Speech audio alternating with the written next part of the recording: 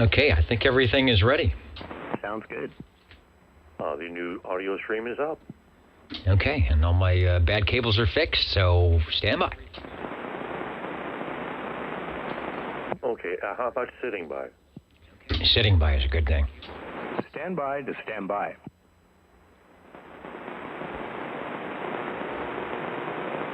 So the old pocket protector's ready, huh?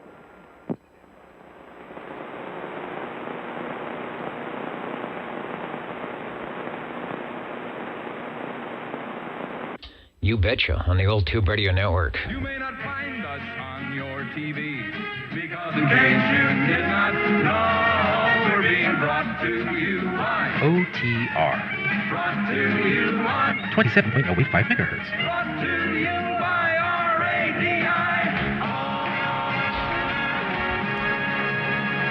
The old Tube Radio Network. All right, if they say it, it must be true. The old Tube Radio Network, real radios glowing in the dark. In fact, your glowing in the dark radios out here tonight. Let me say hello to everybody on frequency, and the frequency is 27085. Channel 11 in the Central Valley of California. I just ran into the chair. They pushed me in here and said, go, it's past 8 o'clock. So here I am, and I'm glad to be here because, one, I want to say hello to all our listeners tonight, and the frequency is very quiet, so I'm hoping that we will have a lot of radio check-ins locally, and maybe if the sporadic E-skip happens, we'll have some of the those far out radios from the far out places checking in tonight.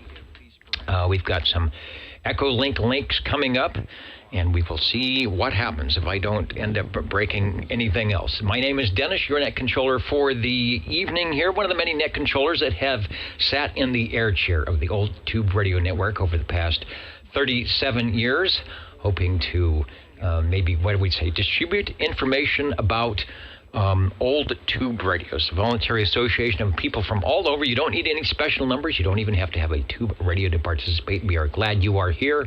So if you want to get a listen as to what it might have sounded like back when these radios were brand new, we can do that for you. Okay, without any further ado, I am going to start the roll call and look for our current 00, which is Paul. Are you out there? 45 over. 00, checking in. Still able to hear you. All right, you're sounding good tonight. We will see how it all works out tonight. We'll call you in just a little bit. Thanks for jumping in. Thank you. Dennis. This is the Basic Dennis. Yes, I'd like to check in early, please. This is Dennis out in Kermit. All right, in fact, let me do that right now. Now they got 00 in, let me get some of the early check-ins, so we'll get SWL 96. Those playing the home game should be... Okay, I'm looking to see, why is my... Okay, I got it here. I was on the wrong date. It should be 11/5/2022. So, Mr. Prune Picker out in Kerman, we've got you checked in. Thank you very much. All right, any other stations that would like to get out of the cold weather and get checked in now? We are listening over. Good evening, Dennis. You got Bel Air the Legend. Like to check in early there, brother. All right, you can be a legend now, or you can be a legend later, but you're always a legend. SWL 53, Mr. Bel Air, you are checked in over. Thank you very much, sir. Have a nice weekend. So far, so good. I haven't wrecked it yet, but there's a whole day left, including, let's see, fall back. So are we, we're getting an extra hour? No, we're losing an hour. So there's even less of this weekend coming up as we, at least in California, get to set our clocks back once again. Anyone else wanting to get a check in before we start the roll call? Over.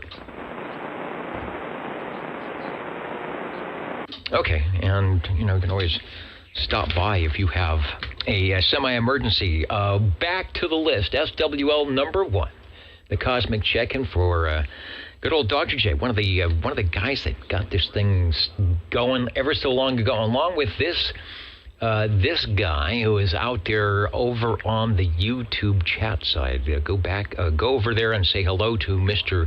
OBP, Oscar Bravo Papa, SWL number 2, who, if he was transmitting right now, he would indeed be 9 pounds of good modulation at Chestnut and Herndon.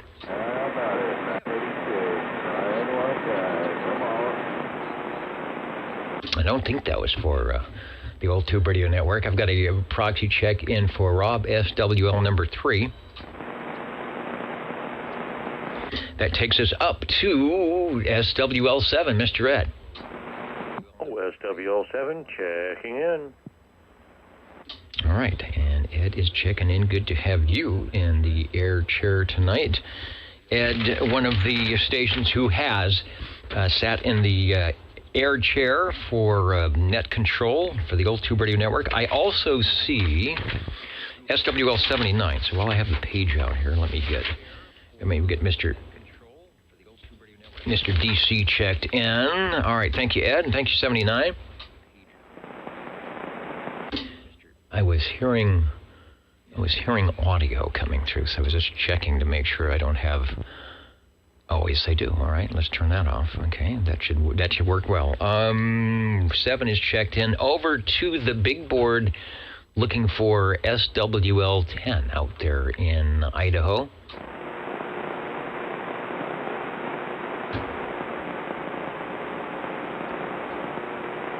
Not in yet. I expect this is sort of that weather that we get when we start getting the sporadic E. So I'm expecting that sometimes Chrissy and Dwayne will just pop right in there. Over to shortwave listener 11.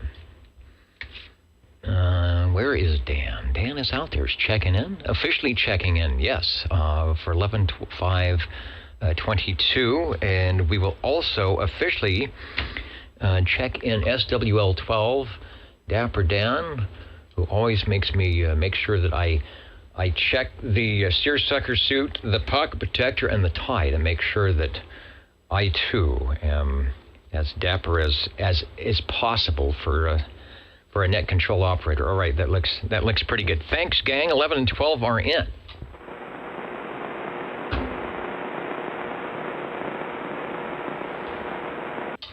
Let's see, also have an early check-in for SWL 57, Mr. Brown Dog Audio. See, if clocks are being set back in various places around, people are going to be losing an hour. So those who normally stay up late with us are going to be sorry if they do, maybe. I don't know. So if you need to get in early, I definitely understand due to the possible time change. So 57 you are in. Let's go to SWL 13.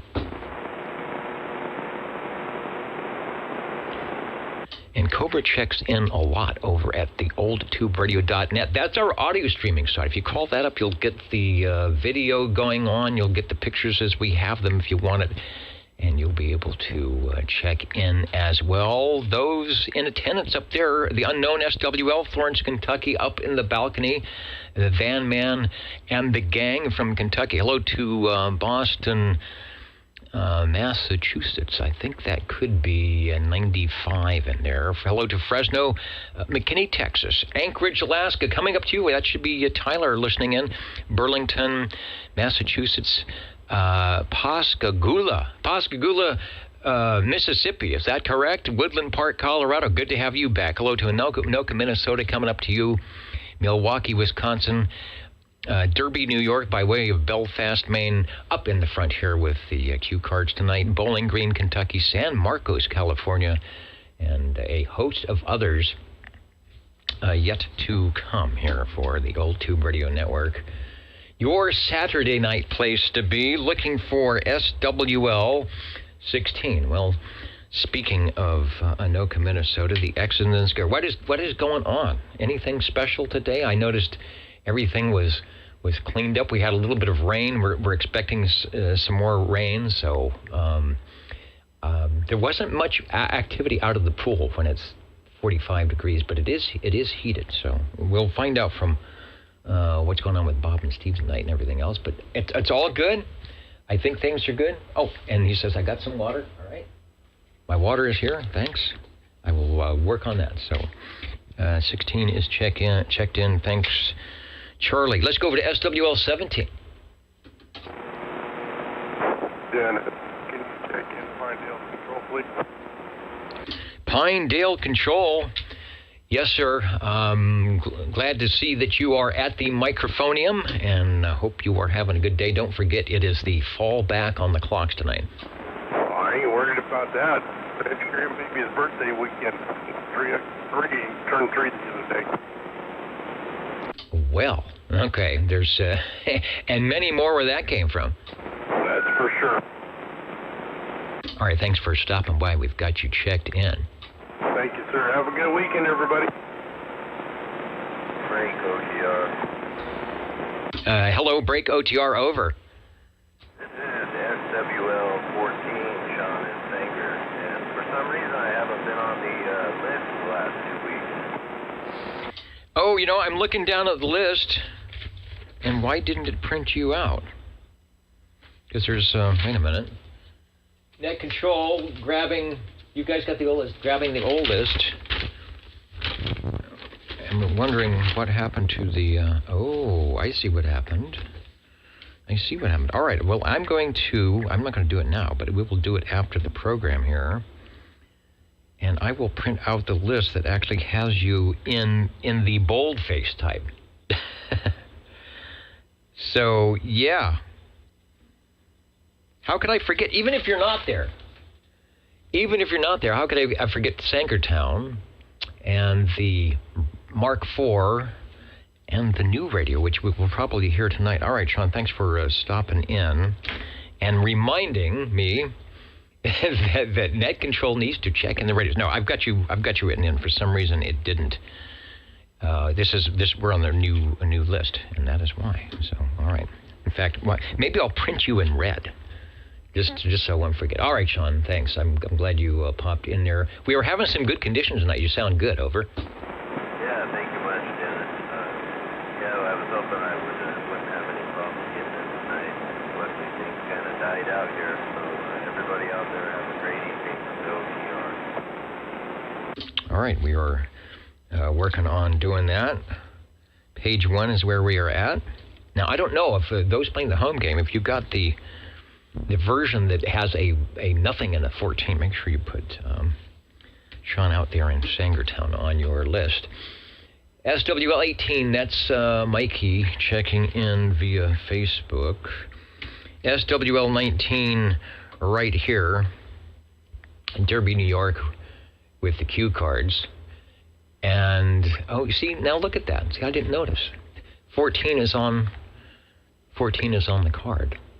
He has the numbers, so, I mean, how hard can it be to not get people checked in? So that'll be, I'll be in the penalty box tonight, so. Thank you, Chet. Got you checked in. And I'm trying not to mess up the microphone here. It's been one of those afternoons where everything has been sort of breaking, but I think we have fixed things. Now, speaking of breaking, here's a guy that has fixed a lot of the broken tube radios, and one of the many reasons why we have so many good-sounding radios coming by our airwaves tonight. Hello, Harvey, over. Hello, number 20 here. Please check in myself, 29 and 54. And I will have an item of interest tonight. Okay, items of interest are good. And we've got you checked in. And I see that Charlie is out there in Minnesota. Looks like he's working on some projects, maybe for the tube radio side of things, maybe for the transistor side of things. That he's got soldering iron in one hand, capacitor in the other, and then the little solder. I guess you can do it that way, you know. just don't get the face too close to the soldering iron there. It's nice to have those little helping hand things too. So we have a great crew. When things go bad, we can twist the wires together, or I can give them to Charlie, and he will solder them for me. All right, Harvey, thank you, and your signal is still sounding good. Roger, well, thank you.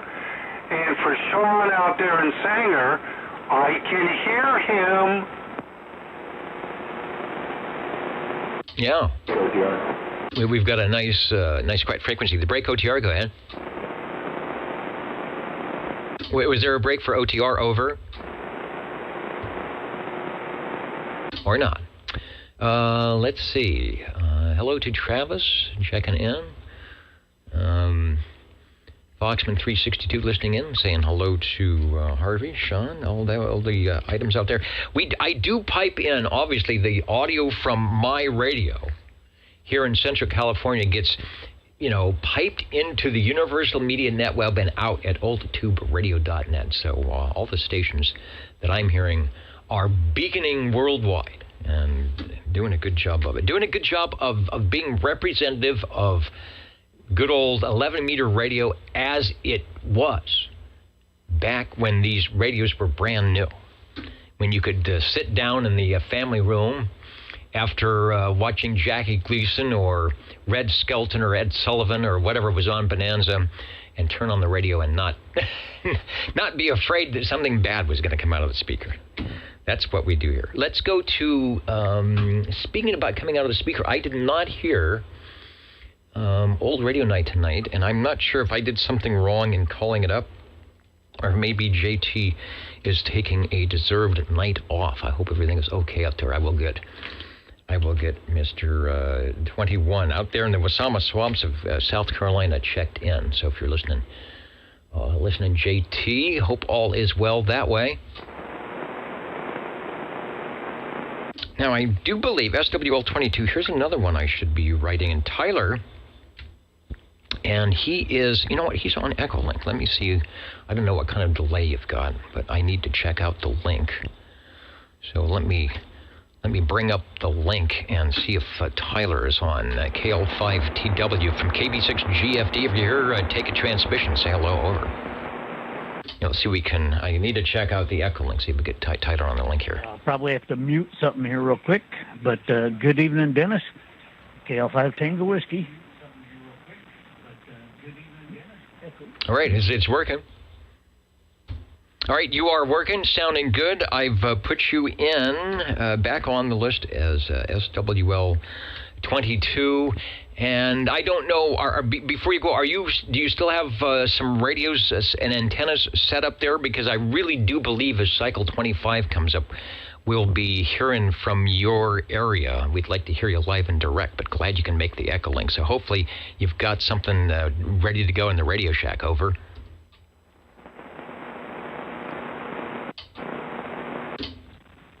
Yeah, let me see if I got this time around here. I muted some things. Yes, Dennis, I am set and ready for the new cycle. I have a new batch of old Skipper 71s that I've rebuilt, and I've got a couple 73s in there. I got a nice little fleet and a couple Robins, some old Vikings. Well, now we're getting into the ham stuff,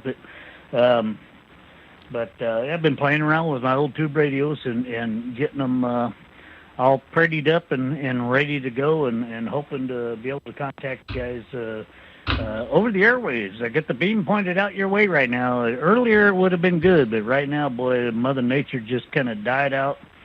And so here we are using what I call the cheater repeater. But glad to be part of the group once again, Dennis. And I think you said, I forgot, you gave me a new number and I forgot what it is now. Could you repeat that to me, Dennis? KL5 Tango Whiskey. 111, Ty. And there's 111. Don't go away. Don't go away, 111. We'll have you in just a second. 22, Tyler. Mark it on the post-it on the Palomar. We'll look for you over the airways, but this will work as well. Thanks for rejoining the old Tube Radio Network. Thanks for joining us on Echolink. Sounding good as 22 on page 173, KB6GFD. Hey, Bob, Reedley, or hello, Reedley Town. Are we making All right, through thank you, tonight? sir. Good to be back, part of the group. Oh, did I lose 111? Hello, Reedley. Over. Yes, sir. I can just barely hear you. I can just barely hear you live and direct. I wanted to get in here while I could. No, you're sounding great. You're sounding big here in Central California. So, yeah, let's take it while the band will work. SWL 111 out there in Reedley Town on the not-so line of light link. We've got you in, Robert. Thanks.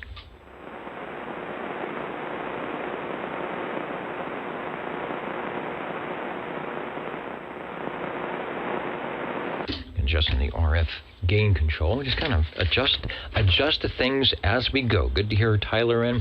Some of you may remember, and it should be on some of the archives way back from a couple years ago, Tyler checking in on the Palomar from Anchorage, Alaska, joining us via Equilink tonight, and hopefully we'll get some more of that good skip from Alaska coming up to SWL 23.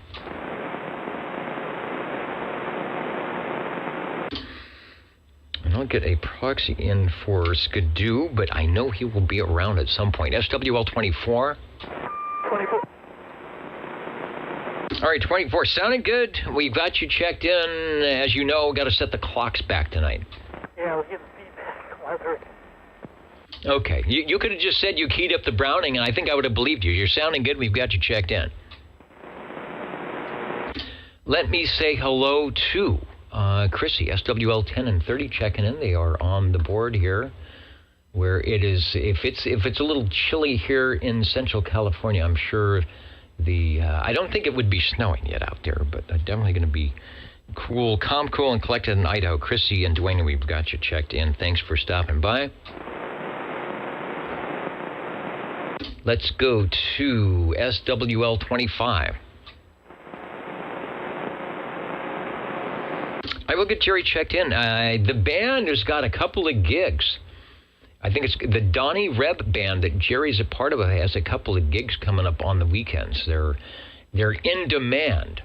So Jerry was sounding good on the Wednesday night net, but sometimes Friday is a little hard to make if you're out there performing. So we'll get 25 and 74 checked in. Over to page 2 for SWL 27. 27's checking in via the FM crossband. Put that big X in the square for me. All right, KB6GFD. Did I hear the ever popular Dwayne? Over. Roger. 27, put that big bold black X in the square for me. All right, will do. Sounding good on the crossband and beaconing on the old tube radio network, KB6GFD. Roger. Thanks, Dennis. KI6QL. Okay, from the crossband, I remembered to turn it on and maybe kind of turn it up. That was Dwayne checking in via the 2-meter link. Let's go to, I don't know, coming up and down the Highway 99 link for Gary from Sacramento checking in. And is the World Series still going? I don't know. He told me to slide. I would do that. I slide into the first base, which is really not what you should do, right? But you know, what do I know? I like the help to keep things going in here.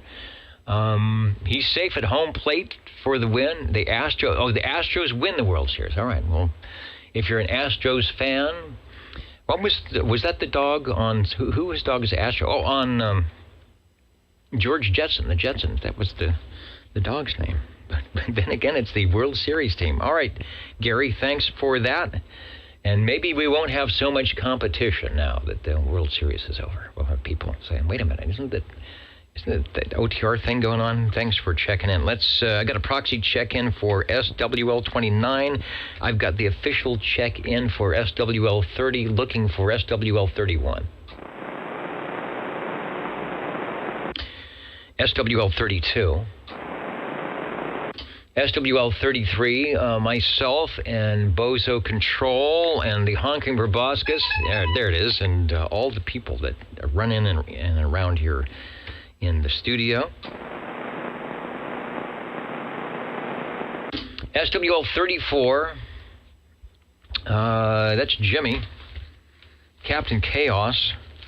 They'll be in here tonight. And I also take this time to, well, we're talking about Jimmy, to say hello to any stations, any and all stations that may be joining us, whether it's on the audio link or trying to hear us over the airwaves or on the video links from the fans of Browning, Tram, and Sonar radios. Will we get Brownings, Trams, and Sonars tonight? Stay tuned. We just might. The CB Radio Lounge, Vintage CB Radio, we will certainly have some of those tonight. The fans of vintage tube equipment, there will be some vintage tube equipment coming by tonight. Tyler mentioned he's got some of the old Johnson Vikings. Yeah, if it's not Class D, but you get it on 11 meters, and we can hear it, we'd certainly like to check it in because that's vintage and classic tubes. The old tube CB Radio Network right here. Glad to have anybody along listening from there, and and something new. New listeners from Chicagoland CB Radio Association. There were a few of the classic radios that came out of Chicago. I'm not sure we'll hear any tonight, but we're glad to have you along. The Old Tube Radio Network, something we do here most every Saturday for a long, long time. Let's go over to SWL 35 and Mr. Bill from Red Monkey Communications, who, like I've mentioned before, has kept a lot of our radios up and running in Cheyenne, Wyoming, checking in from cool Cheyenne just moments ago. Thanks for joining us. Never know when. Bill's another station. Mr. Bill's another station that can pop in with his great signal and antennas from Cheyenne if we have the conditions. Let's go over to SWL 36.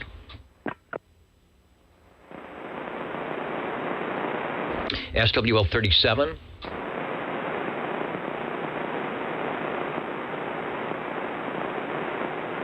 SWL 38.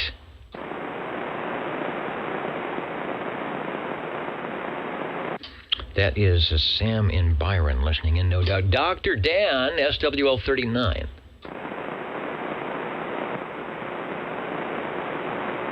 SWL 40. Larry saying that I guess they're replacing the tubes in the Larry cam, so we won't have any of the streaming tonight, but Larry, do appreciate it when you can get it up and running. Always nice to have that extra little feature, so we can. It's a feature, not a failure. So we can see what's happening with those tube radios. Got you checked in from the basement.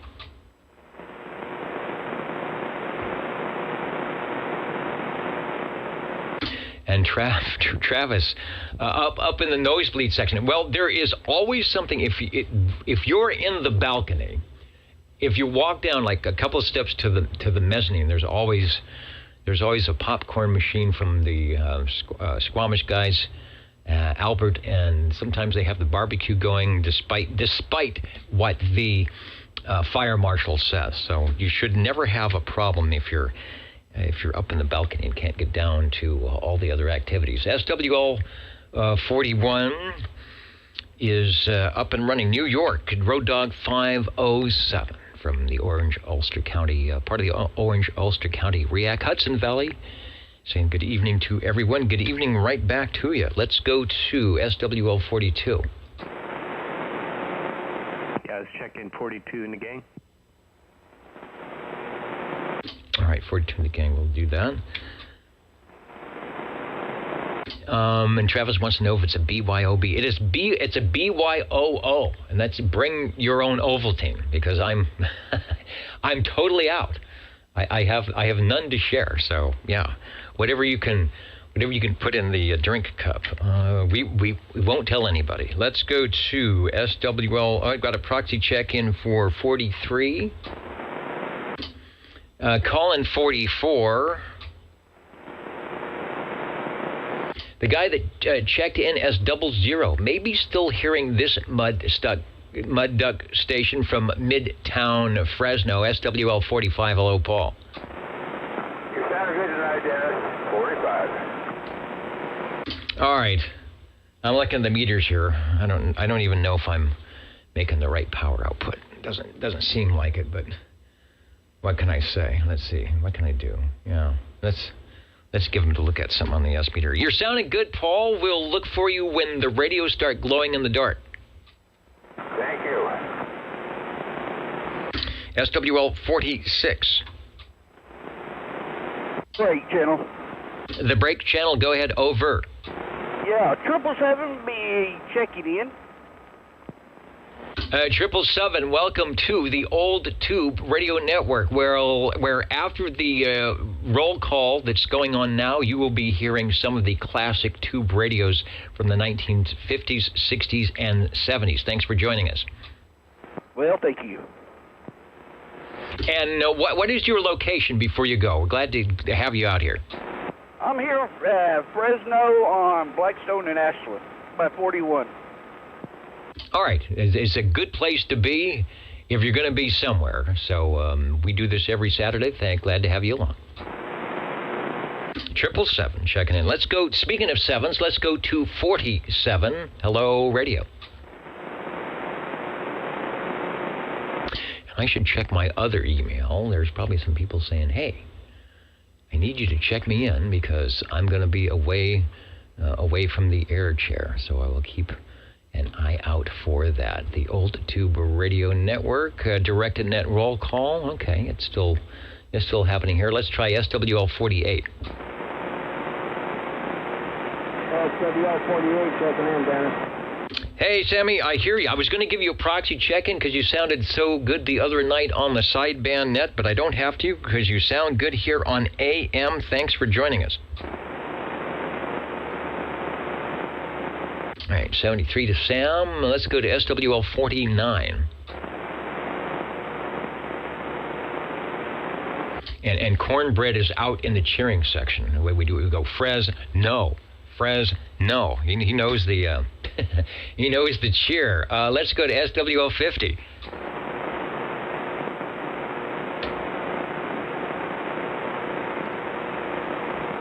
And in the town where they never cheer for Fresno, but maybe Sanger. Hello, SWL 51. SWL 51 checking in. 305, doing a good job here in Midtown. Thanks for checking in. All right, Dave and Sanger. Oh, and I think it is time to check out the Echo link once again. So I have to make sure that all of my buttons are correct to see if we can't pick up SWL 52 KB6GFD. Yep, from behind the golden microphone, SWL 52 checking in. All right, sounding good and looking good. Hope all is well over in the Radio Shack, such that it is. Thanks for joining us.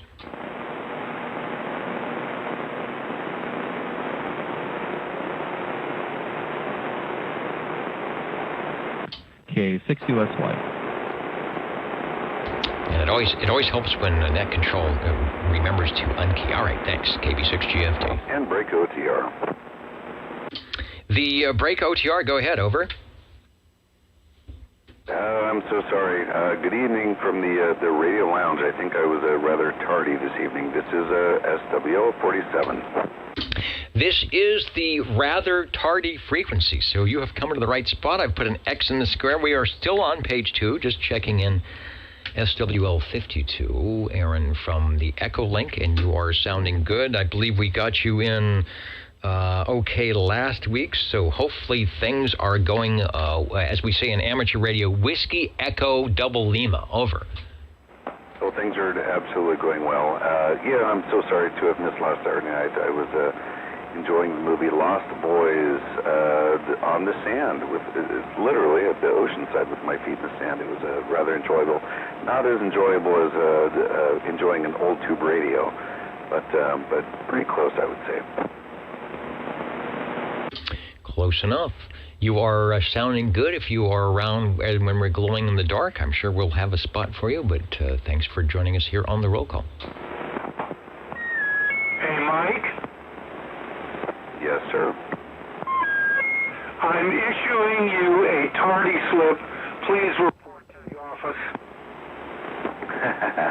It's Saturday night. We don't go there. Yeah, that's the new and improved Loud Harvey checking in. Let's see. Also checking in from Iowa, Larry is in.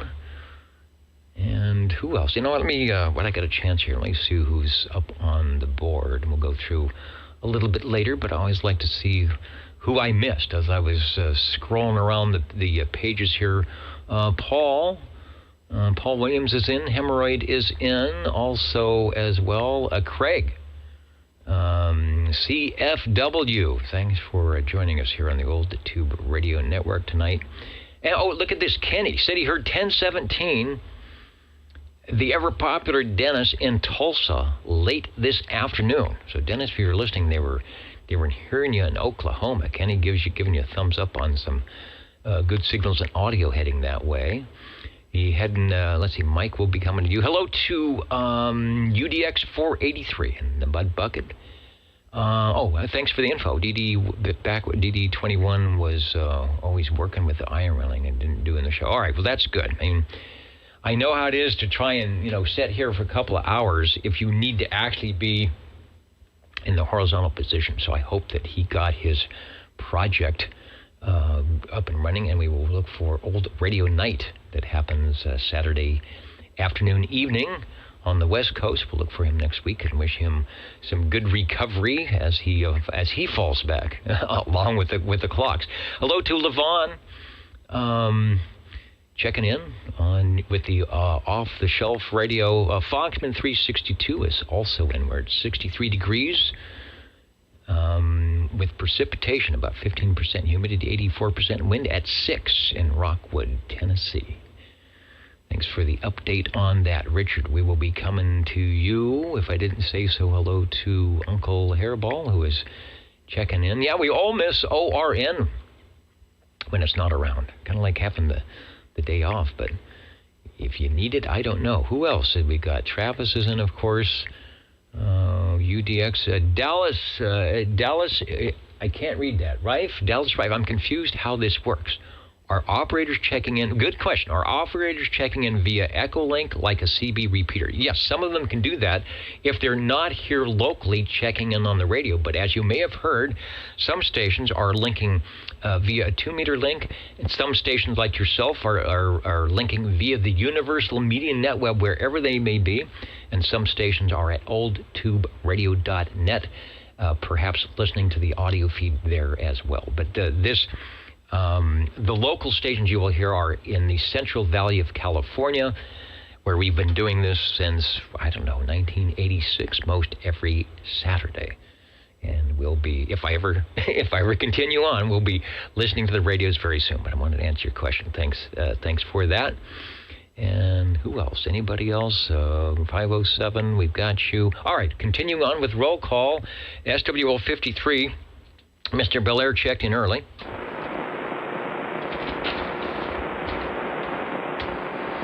And it's sort of like, this goofy guy in the chair who, when we started this, there was no video, no audio streaming. I'm just like a traffic cop, kind of direct everything going on. But we definitely wait to hear our tube radios, the stars of the show, if indeed there was a show going on. Page 3, got a proxy, or got the cosmic check-in for Mr. Boardjammer, SWL 54, looking for SWL 55.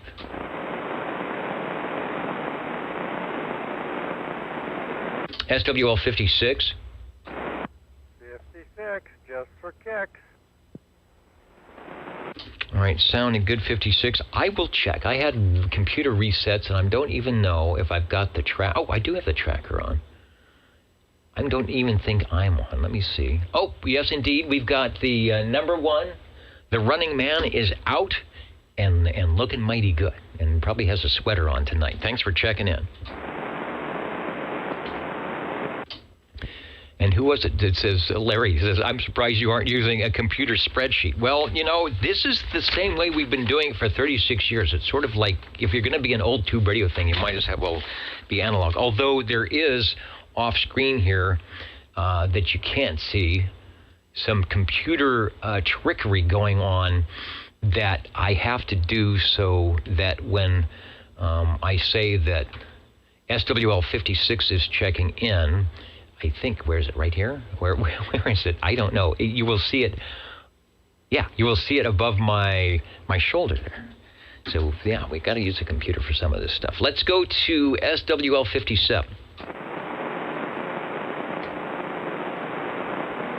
Because I am kind of challenged. I have trouble putting tubes in the socket, so give me a computer and all things are lost. 57, I did get Brown Dog Audio checked in early from Central Kentucky. SWL 58.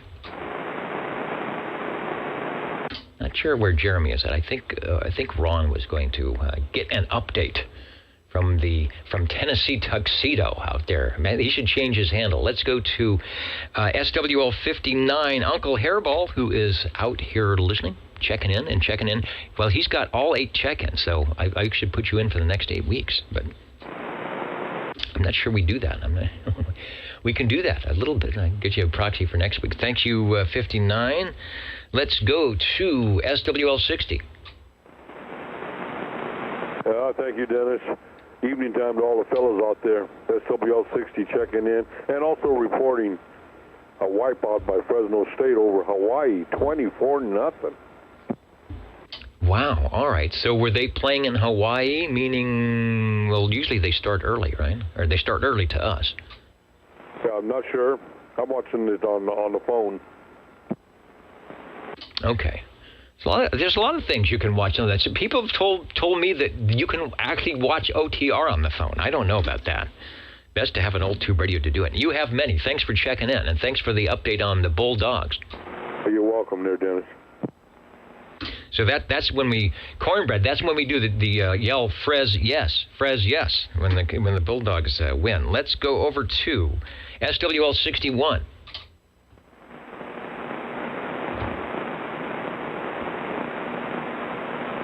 I'm going to go give Dino a proxy check, and he may stop by. Let's go to 62. Where is KD, Mr. King Duckford, out there in North Dakota?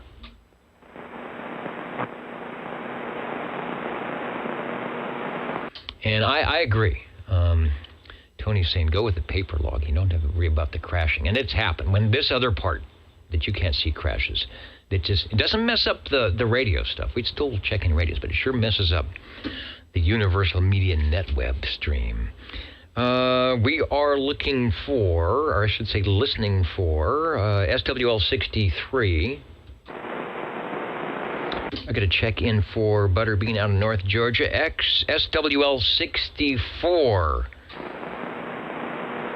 And 64 is in. I did see Adolf in there. Yeah. Craig is in there. In the chat area. See, that's the thing. If you do get on the video, there's a chat area with a whole bunch of cool people who are good at ignoring the net control, who's just kind of blathering on and having a good time until we get the radios to check in. All right, 64 is in. Let's go to SWL 65. Breaker. The breaker, go ahead. Over. SWL 37, kind of late, but I'm here. This is the kind of late, but I'm here frequency. You have come to the right spot. I will go to page 2, as will our SWLs playing the home game, and get you checked in. Over. All right, thank you, Dennis, and I will try to be back. I will try. We'll see what happens. Okay, well, you have certainly made an appearance, and we've got it logged in. And if you can't get back and you have to fall back early, we will see you next week. Okay. All right, and Ak is saying, where is that bozo control? Why can't we get a honking proboscis? Well, there it is. There's the infamous honking proboscis beaconing across your airwaves. So that's worth an Ak and an Ak. That's an Ak squared. Let's go to SWL. Did I call 65? I do believe I did. SWL 66. On the frequency, that's for sure. SWL 67. SWL 68. 68 is present and accounted for. New York 157. Michael, thanks for joining us. As a Bozo Control would say, on the frequency. SWL 69, Kenny in earlier saying that he was listening into the Central Valley, that big station at 1017 beaconing across the Tulsa, Oklahoma plains there. Let's go to SW. Got you checked in, Kenny. SWL 70.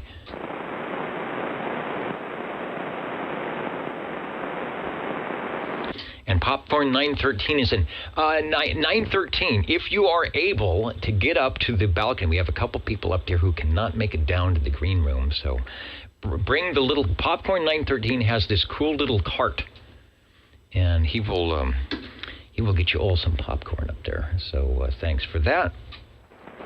SWL 71. Ooh, I haven't been looking at my other screen here to see what is going on tonight. So I'm going to refresh the comments. I'll be right back.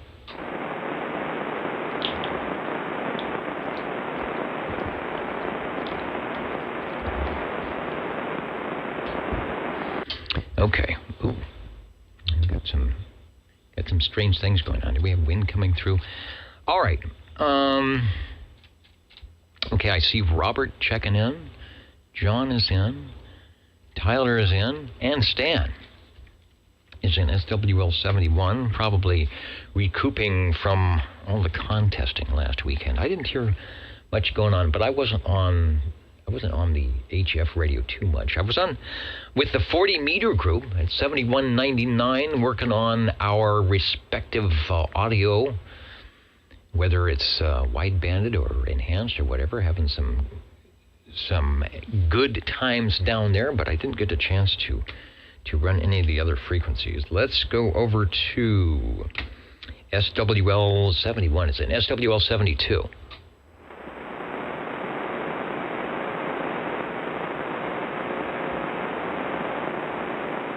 SWL 73.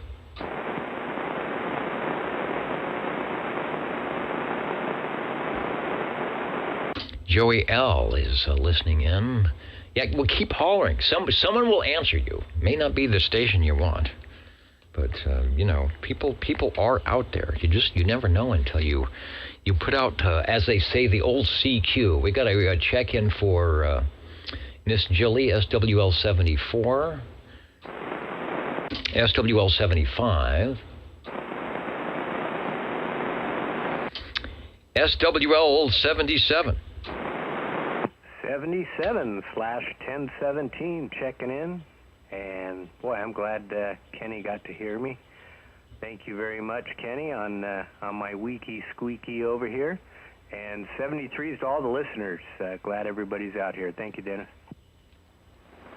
All right, thanks for checking in. Yeah, he said you were booming in pretty good. They were in the late afternoon when people were on there and the band was open. Wasn't sure what it was open to, but now we know. And I did catch Ireland and Italy early in the morning and got to make contact with them. That doesn't happen very often. No, the Europe to the West Coast has been real good in the morning, and like I said, they're sort of trying to ignore the East Coast stations because they're not used to hearing the West Coast. It's like we always hear Hawaii and Australia, and when the East Coast comes in from them, it's like, no, we don't want Central California. So that's good, and it can only get better. I logged in my England station a couple of weeks ago on 15 meters, but I haven't been so lucky here on 11. We'll see what happens. Since it is now legal, it is okay by the FCC to do some DX work on this band. You just gotta wink. You just gotta keep your 5-watt DC input going. All right, thanks for checking in. We are looking for and have indeed found SWL 78, who is doing the CQ, maybe DX. It could be a CQ DX to get to the station here.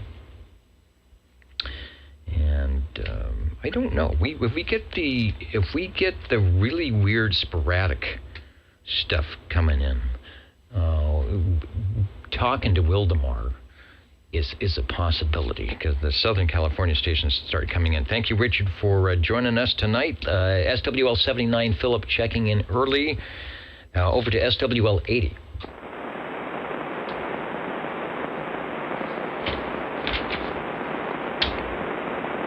Break OTR. Hey, I knew I would hear that voice. Do you break for OTR? Go ahead, over. 61, hang up and in, Dennis. All right, perfect. I was just about to turn the page. I proxied you in, but I thought perhaps when you got to the radio area, you would give us a call, and indeed you did. Thanks for checking in tonight. Thank you, sir. I tried to do it earlier, but Dusty's taking my needle, and I can't hear anything. Uh-oh. Well, someday maybe OTR will peg your needle, but I'll have to have help doing that. Thanks for stopping by. Thanks, Dennis.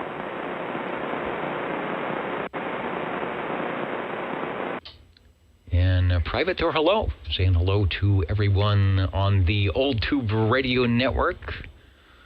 Thanks for helping out with the popcorn tonight, dear 913, and everyone else. Pittsburgh Estate Sales saying they worked over 100 countries. Wow. I know that was a big contest last week. Everybody's in for that. I think there's enough stations out, and it helps kick in the ionosphere. Okay, it is time for the latest episode of Bob and Steve. We will see what they have for us tonight. 27.085 OTR, Channel 11. Channel 11 is indeed where we are at, 27085. Episode 140 of many. Like I said, we just started tuning in not long ago. The Bob and Steve show has been running since before 1979. November 5th, 2022, Hawaii is playing Fresno State Bulldogs. They were out by the pool. You're very brave for being out by the pool. Lots of noise just down the street at Bulldog Stadium. Just started Bulldogs 10, Hawaii nothing. So an update to that. The Bulldogs are, I think Hawaii never scored, and the Bulldogs got at least one or two more touchdowns on that. So somebody got thrown in the pool, no doubt. It's daylight savings time coming up, I guess, tonight, this morning. Fall back 1 hour. Please set your alarm clocks for 2 a.m. to get up and make the changes. Well, at the TV station, you think, what happens? Well, we would have two logs. We would have the log that would go up till 2 o'clock, and then they would have a separate log that would go back from 1 to 2 o'clock again, because we'd already done that. So that's the fall back. So the station liked it because they got an extra hour of programming where they could sell ads. And then the other way around, they just cut out the 2 to 3 o'clock. They didn't like that because they missed out. But since OTR never is on at 2 a.m., we don't have to worry about that. But yeah, sort of like, and I worked one of those shifts. You end up having to stay an extra hour. It's like it's deja vu all over again. It's very strange to do that when you're at a radio station or a TV station or wherever you're at. Let's see. Friday is Veterans Day. Please send a big thank you to all our veterans. Definitely agree with that. And we have many out there, so shouldn't be hard to find a veteran near you. We found at a garage sale, still in the box, a brand new Midland 13880 and a Shakespeare Big Stick antenna. They've got it set up in the Green Room Lounge for some nostalgia for all to see. An amazing radio. See if I can get a picture of that coming up. Houston and the Phillies are playing Game 6. The Costco card said no on the fuel. So we are here for OTR. End of 8 innings. Houston 4 and the Phillies 1. And, of course, Houston completed that with a win. So we're good to go on that. Thank you for saving the expense of the card.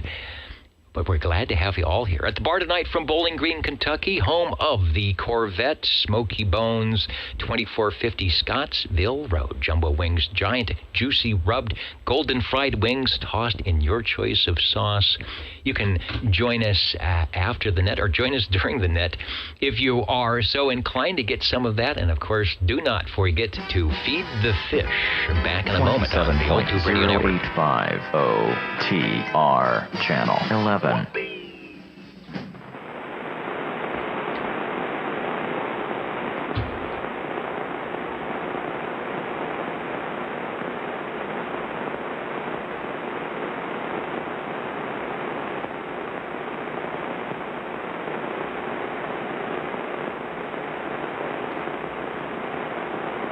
All right, back in the air chair. We're doing the roll call. We will have tube radios coming up shortly, so don't go away from that. Or as Tony says, we will activate from Central California here. We will have an activation for TOTA, Tubes on the Air, and we hope to get at least 100 tubes coming in tonight. SWL 81. Shortwave listener 82. I may get a proxy for 82 who might be out at the races. Do they do races? I guess it's not raining. They could. SWL 83. Shortwave listener 84. I will get 84 checked in as well as 86, 87, and 88. That's the Cheerios Kid, the Mountain Maid, Tandy Girl, and the Snowy Owl, respectively. Jerry, SWL 84, always sounding good on his Swan Tube Radio on the Jefferson Noontime Net here on the West Coast on 40 meters. SWL 89.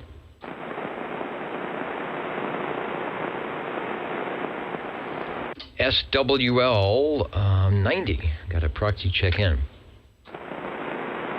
Yeah, Larry, they actually changed the rules on the, remember it used to be like a 155-mile limit. They changed the rules on that, which was, kind of makes sense when you can't really not do skip. But they didn't change the antenna things and the DC input things. But it is now okay to talk to someone who actually shows up in your receiver, regardless of where they might be. So pretty cool on that. Let's go to 90 is in. Let's go way over to New York for SWL 91. Felix is in, saying hello to Net Control, all the shortwave listeners and old tube radio operators. Thank you, Felix. SWL 92. SWL 93 in southern New Jersey.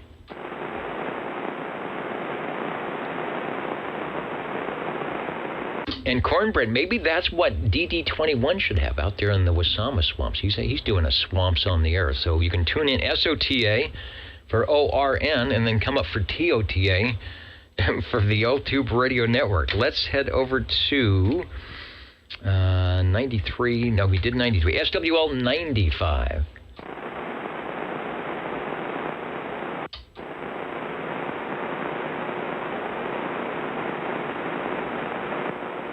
Looking to see if I missed Warthog 95.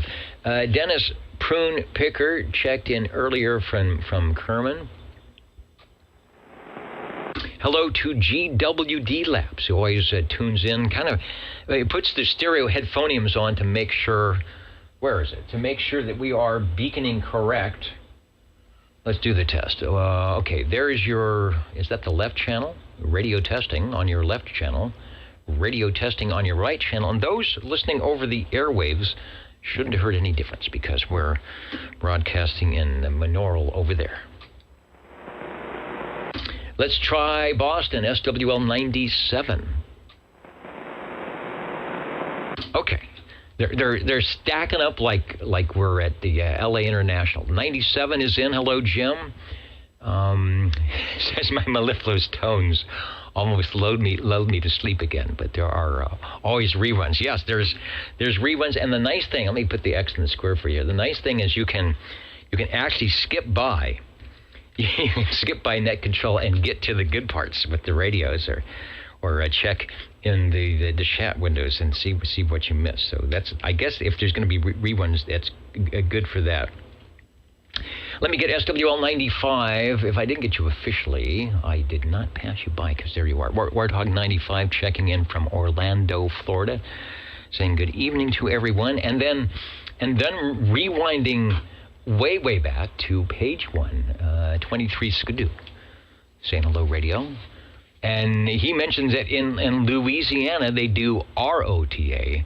That's refineries on the air, but due to inflation, it's now over $5 a contact. So you have to have some special fracked microphonium for that. Running the analog page up here, I did get you proxied in, but that's an official there for 23 Skidoo. SWL 98, Tracy. Where is Tracy? Yeah, right there, checking in. I can't remember if I heard you on the ditch banks net last night, but you are here, and the X is in square. Let's see, is Radio Randy on? Sometimes he will stop by on the Echo link. He may be on just a little bit later. Randy is in Arizona and has a great setup that is pointed this way for when we get our short hop skip coming in, and he has some great vintage boat anchor tube radios that he's going to try and check in for us. So that should be good. Okay, it is Tony. Yeah, Tony's always here. Let me see if we can't get another Echo link looking for SWL 100 KB6 GFD.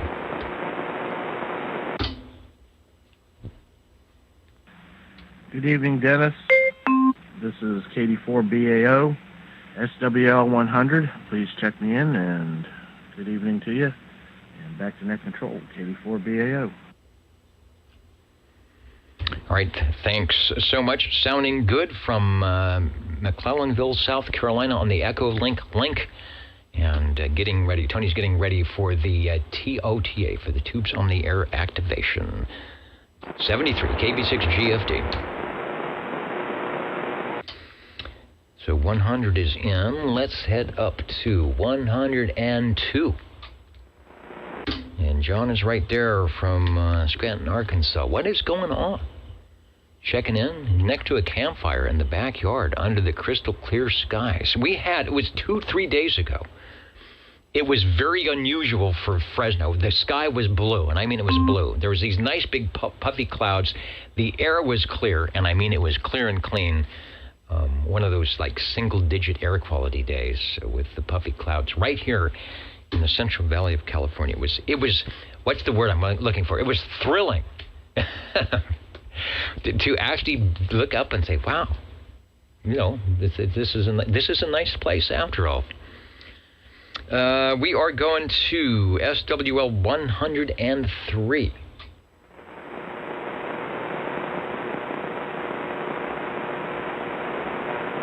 John out in St. Louis, Missouri. I haven't seen John in a while. Now, 96 Horsefly is there.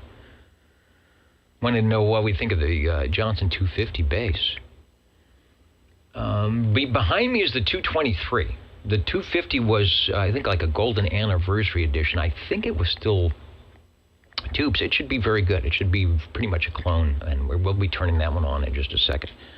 Of that good audio, good receive. You cannot go wrong with any of those late 60s, early 70s Johnson desk style radios. Let's try SWL 109. Good evening, Dennis. Crawdad 109 checking in. All right, Crawdad up there in Auberry. Always thanks for being patient on the roll call. I know you got things to do, but I always appreciate you stopping by the air chair on your end and checking in with us. Thanks for stopping by. Thank you, Dennis. Let's go over to, or I guess up to Millerton Lake, SWL 110. Yeah, I've also got a Yellowbird back there. I don't think I have power to that, so I won't be turning it on unless we have some sparks. Or maybe I do, but I don't think it's official to be checked in. SWL 111, Robert checked in directly earlier when the band was good. It's still good. SWL 113.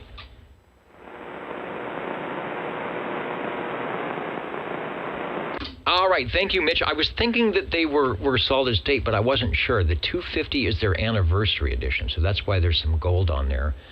And the 223 was the last of the Johnson tube radios. At that time, of course, they were already producing, was it 323 and the 123, which are mobile versions that were all solid state. So that was, the 223 is sort of the holdout. Johnson was already solid stating things, so they got a solid state radio. But it's cool, right? I agree. It's a cool radio.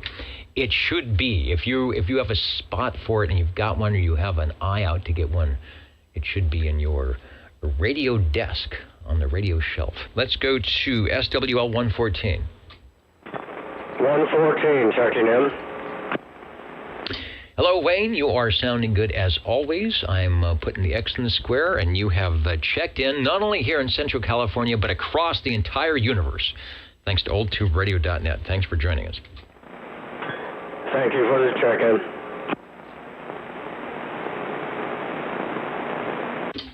All right, I'm checking my notes. SWL 128, Fairfax, Virginia, close to it. John is in with us. One of the original long-time short-wave listeners from the popular electronics days when they handed out short-wave listener numbers and stuff like that. Back when there was things to listen to. I went across the shortwave band. It's pretty awful. It's not like it used to be. I don't know. I mean, for broadcast stations, obviously you can get on a ham band and listen in, but I don't know. Just some extra space. Let's go to SWL 131.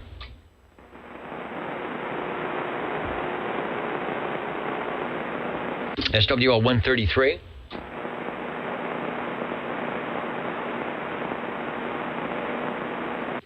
Was that Dave? 133 over? All right, nothing heard. Let's try SWL 135. SWL 135, checking in. Hey, good deal. You're sounding good. And no doubt you have an entry for our tube radio list. I'll be waiting. A proxy check-in for 137. And beaconing up to course gold for shortwave listener 145. Good evening, Dennis and the group. Tony 145 and course gold checking in. All right, to 145 checking in, sounding good. I did get the email for the questions and answers, so appreciate that. What portion of the 630 meter band are phone emissions permitted? The 630 meter band, way low, way down there. And this is sort of, is that a trick question perhaps? The entire band, but you must notify the Utilities Technology Council of your plans to do so. So,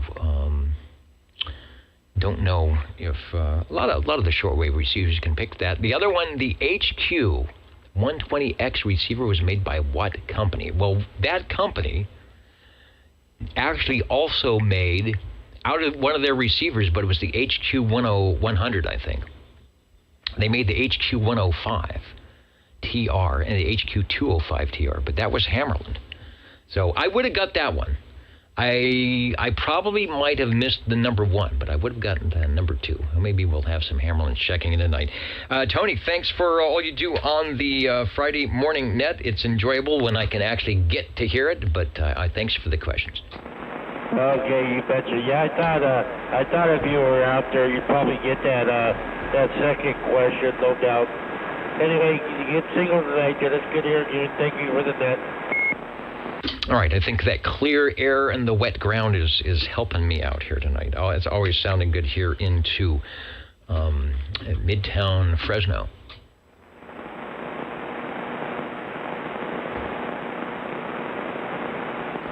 Going to SWL 147, and that is Neil, and he was in moments ago, and he left something to say, and I scrolled past it. So if I find it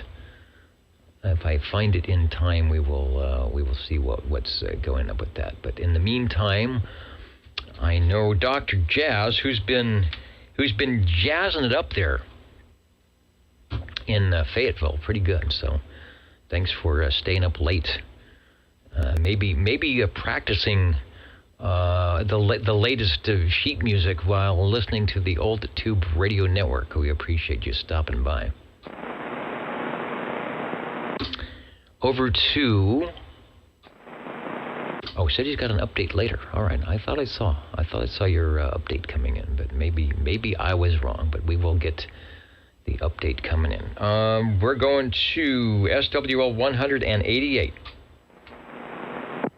Good evening time, Dennis. Good evening time to all SWLs. 188 checking in.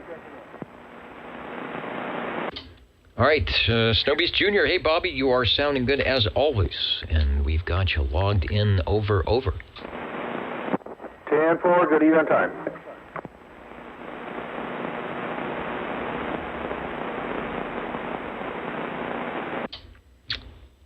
Well, the high gain 623. Well, if first of all you have to actually find somebody that has one, get one checked in. Let's go up the hill and take a stop before we actually get to Grandma's house. SWL 195. Grandma's still home. 195 checking in. Okay, home by the fire or the heater or the wood stove or whatever to keep warm up there. It's getting chilly. I was looking at some temperatures up that way, and it's like, oh, winter just all of a sudden happened. Thanks for checking in. Thank you, Dennis. And over to Mr. Shockwave, SWL 226. And anybody I missed or who needs to come in, the Old Tube Radio Network listening.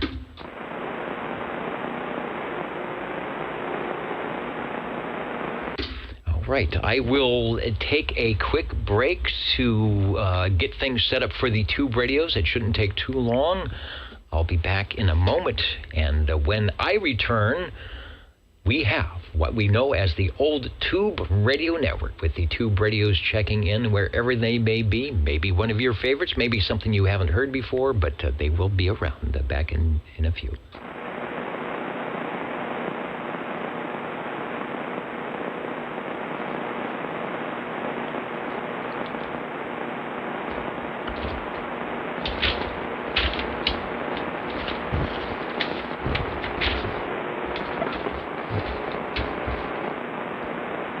Okay, resetting the stream. Stand by.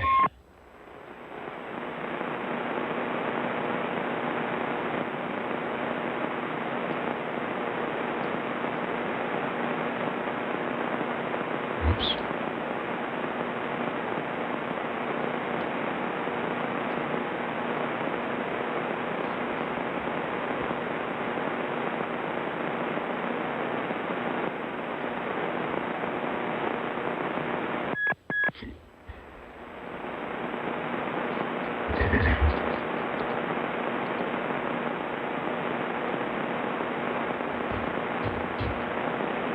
Updating the playbacks.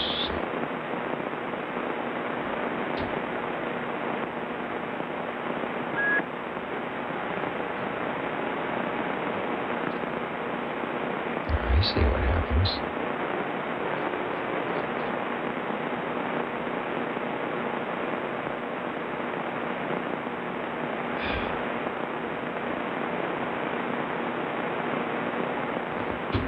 This is up. Let's try this one. Perfect.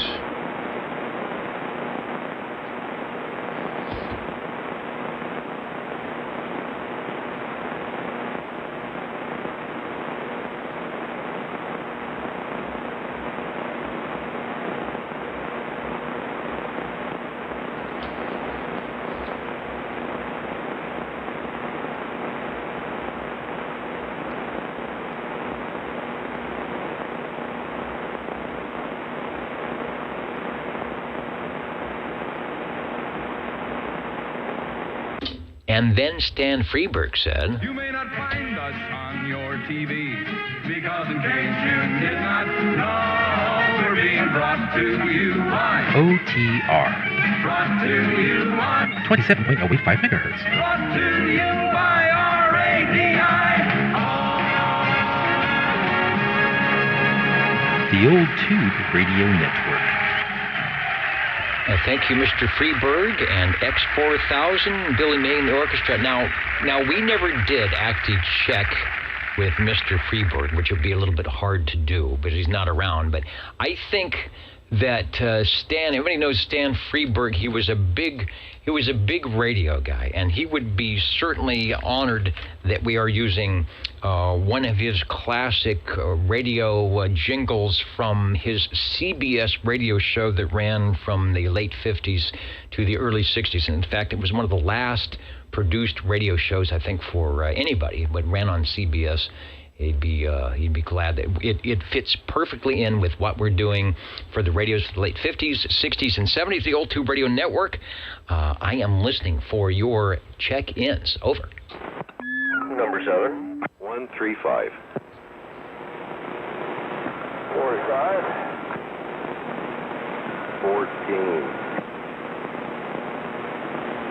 All right, like snowflakes falling out of the sky, landing on my page. Let's see, and I've got to renumber my page here so that it will be accurate and working. Radio number 4 will be 14. Sean will be getting to you. If you'd like to wait in the green room, there's plenty to do. Hello, Paul. As in 4500, you will be Radio 3. Will be coming up to you in a moment. So it sounds like everything is warmed up. 135, Mr. Green Arrow will be in the green room waiting to come up next after this station. Hello, Mr. Ed, stepping into the air chair with a radio, our first radio of the evening. Well, the first radio is going to be a Browning, Golden Eagle Mark III SSB, with the good old stock banana microphone. Okay, Browning with the microphone. Where are we going? Let me find an advertisement version of that, showing people who aren't privy to the Browning transmitter and receiver. If you're at oldtuberadio.net or watching the video, you need about 3 feet of desk of radio table space or close to it. If you don't have the VFO, which wasn't really a Browning item, that's an aftermarket fact, unless you want to stack the radios, which you can do, and you'll be good to go for this radio from 1972 to 1976. Back to you for transmission. I have my radio side by side, just like you do have in that picture. I did have them stacked at one time. I just didn't like the heat going up that way, so put them back and bought a special table for it that's over 3 feet, so it would hold the radio. Yeah, these are what's called, I guess, convection cooling. They do not have fans, and tubes run okay in the heat, but there are other parts in there, little resistors and capacitors, that will take the heat, but probably adding extra heat from another unit might not be. It will probably work, but you probably can extend the life of the said components with no problem. Running the banana style microphone, which I'm trying to think if I have a picture showing that, but it's the nice thing about that is it's in a stand, or it's separate, but it sets into the stand. Is that correct? Yes, it just kind of sets down into the stand, and it's got a little button on the front of it, so it's basically a handheld mic. Right, and they have a stand for it, and so you can pick it up. And unlike the D104, if you want to orchestrate your ping, you can hold on to the microphone and move it around, or whatever one might do. I don't want to give away the secrets, but whatever one might do to get their signature sound out of the Browning, that microphone can help do it without injury. Yeah, you can wave around a D104, but you don't want to hit somebody with it. Foxman 362, that radio is the beast. I do believe it's sounding pretty good. And the Mark III is metal, not plastic. Is there any plastic on? There might be plastic around the end, but that someone asking, that's definitely an all-metal radio, right? And a little more ping. Yes, it is a metal radio. There is plastic, of course. See, is that glass? It's actually glass in front of the meter there. Let's see. No, on the channel selector, those are actually plastic, and I believe on the air light is actually plastic, and that's about it. Well, there you go. I wanted to show people you got a nice 25 over signal here into net control. So no plastic, fantastic. I don't think Browning... Well, but Browning never did that, even when from their radios from 1959, and that was why you paid a premium price. This radio, of course, a premium price in 1972 to 1976. It started probably, you might have found it for $650, and by the end of its run, when they were going to the Mark IV, it was closer up to about $800, and that is in long ago cash, so you know it'd be super expensive today, and actually they are. If you try to buy one today, they're a little bit pricey, but well worth it if you are trying to build your tube radio collection, and they were built to last, as you can tell by most week after week. The Brownings are in the top 3 radio heard on the old tube radio network, and often take the banner for most heard radio of the manufacturer of the year. We'll see what happens here in 2022. Back to you for transmission. Thanks for bringing it by. It always sounds good. Well, thank you, and we'll warm up another radio and listen for the old tube radios out there. 37. And there are many out there. I'm putting you on the list, Chris. You are radio number 5. We are taking number 2 right now, so plan accordingly. Going over to, speaking of radio number 2 on my list, hello, Mr. Green Arrow. Hello, is it my turn now? It is your turn, over. Groovy. Okay, let's see, this is SWL 135 on a radio from Oklahoma City, Oklahoma, and the International Crystal Manufacturing Company. This is the executive CTZ 100 as Charlie Tango Zulu 100. It is a 12-channel radio, 12 transmit channels, and of course it's got all 23 channels on the VFO for receive. There are, 9 tubes in this radio, and 2 more tubes in the speaker meter, for lack of a better term for it. It's a combination external speaker and meter. Has 2 tubes in that to run the meter, I guess. Back to you. Very interesting radio for International Crystal Manufacturing. The one we're showing is a super, super nice version from the collection of Bob Milam, who his wife, I think someone got his collection or pieces of it, and they are around. So I'm really hoping we will hear more from and see more from his collection. I'm looking at the back of the radio where they have the schematic, nice printed, the fuse, the antenna, the power plug, and a push to reset. So what is it? I wonder what it is you're resetting. I think of that on something that's not a tube radio, but there's a push to reset. Is that the fuse? That's weird. No, it's more like a breaker, just in case, I guess. I've never had to reset it. So far, knock on, there, it's a wooden table, that'll work. So far I haven't had to use that, but evidently in case it like overheats or something, and it does have a breaker in there, and you can reset the breaker. Okay, good deal. So, power requirement 60 watts. This unit complies with FCC rules and regulations Part 19 for Class D operation. And they actually have serial numbers, 99439. So, possibly a date and a month or a year and a model or number of the models or something. 12AX7, 6AL5, 1, 2, 3, 4, 5, 6, 7. Only 7 tubes. So it could be that. And another 2 tubes in the auxiliary item of interest. Really good audio. I'm not sure how it sounds, you know, what it does on the receive side, but your transmit's sounding good. Over. Comment. A comment. Go ahead. On that reset breaker, if you key the mic and go breaker, breaker, and no one comes back to you, you have to reset the breaker. Shut up, Harvey. Well, okay, at least I didn't have to say that. Operate, calibrate, channels, receive selector. This is one of those radios, I think if you originally took it out of the box, you'd be scratching your head. It's like, what is all this? He broke in just to do that joke. I can't believe it. Well, he was waiting. He may have been waiting for weeks, because you are the first international executive crystal manufacturing CTZ 100 we have had for quite some time. Yeah, Harvey's got some too. He should check his in sometime. He has a few different ones.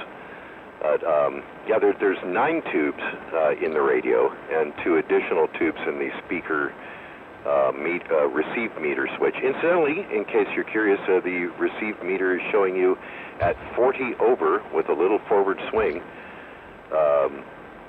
So it is working.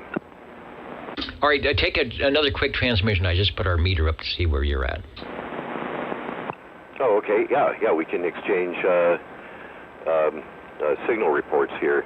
Hello. How's that? Perfect. S9, moving up to S5. The audio is just super clean. Doesn't sound over compressed. Doesn't sound like you've got too much audio going in, although I think that radio probably could, you know, it wouldn't handle if you wanted to really push the drive up. So nice and smooth, nice and clean.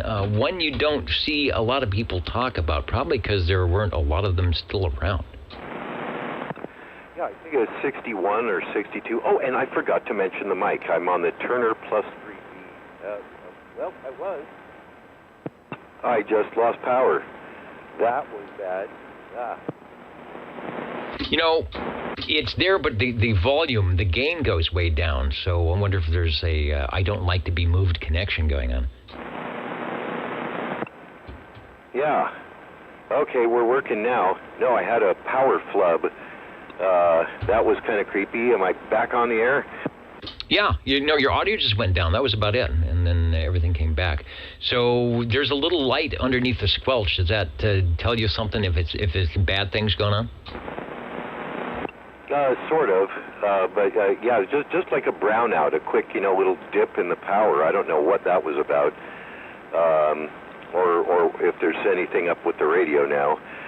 Yeah, that's the power light underneath the squelch, and then underneath the channel selector, that is your blinky modulation light, which is blinking.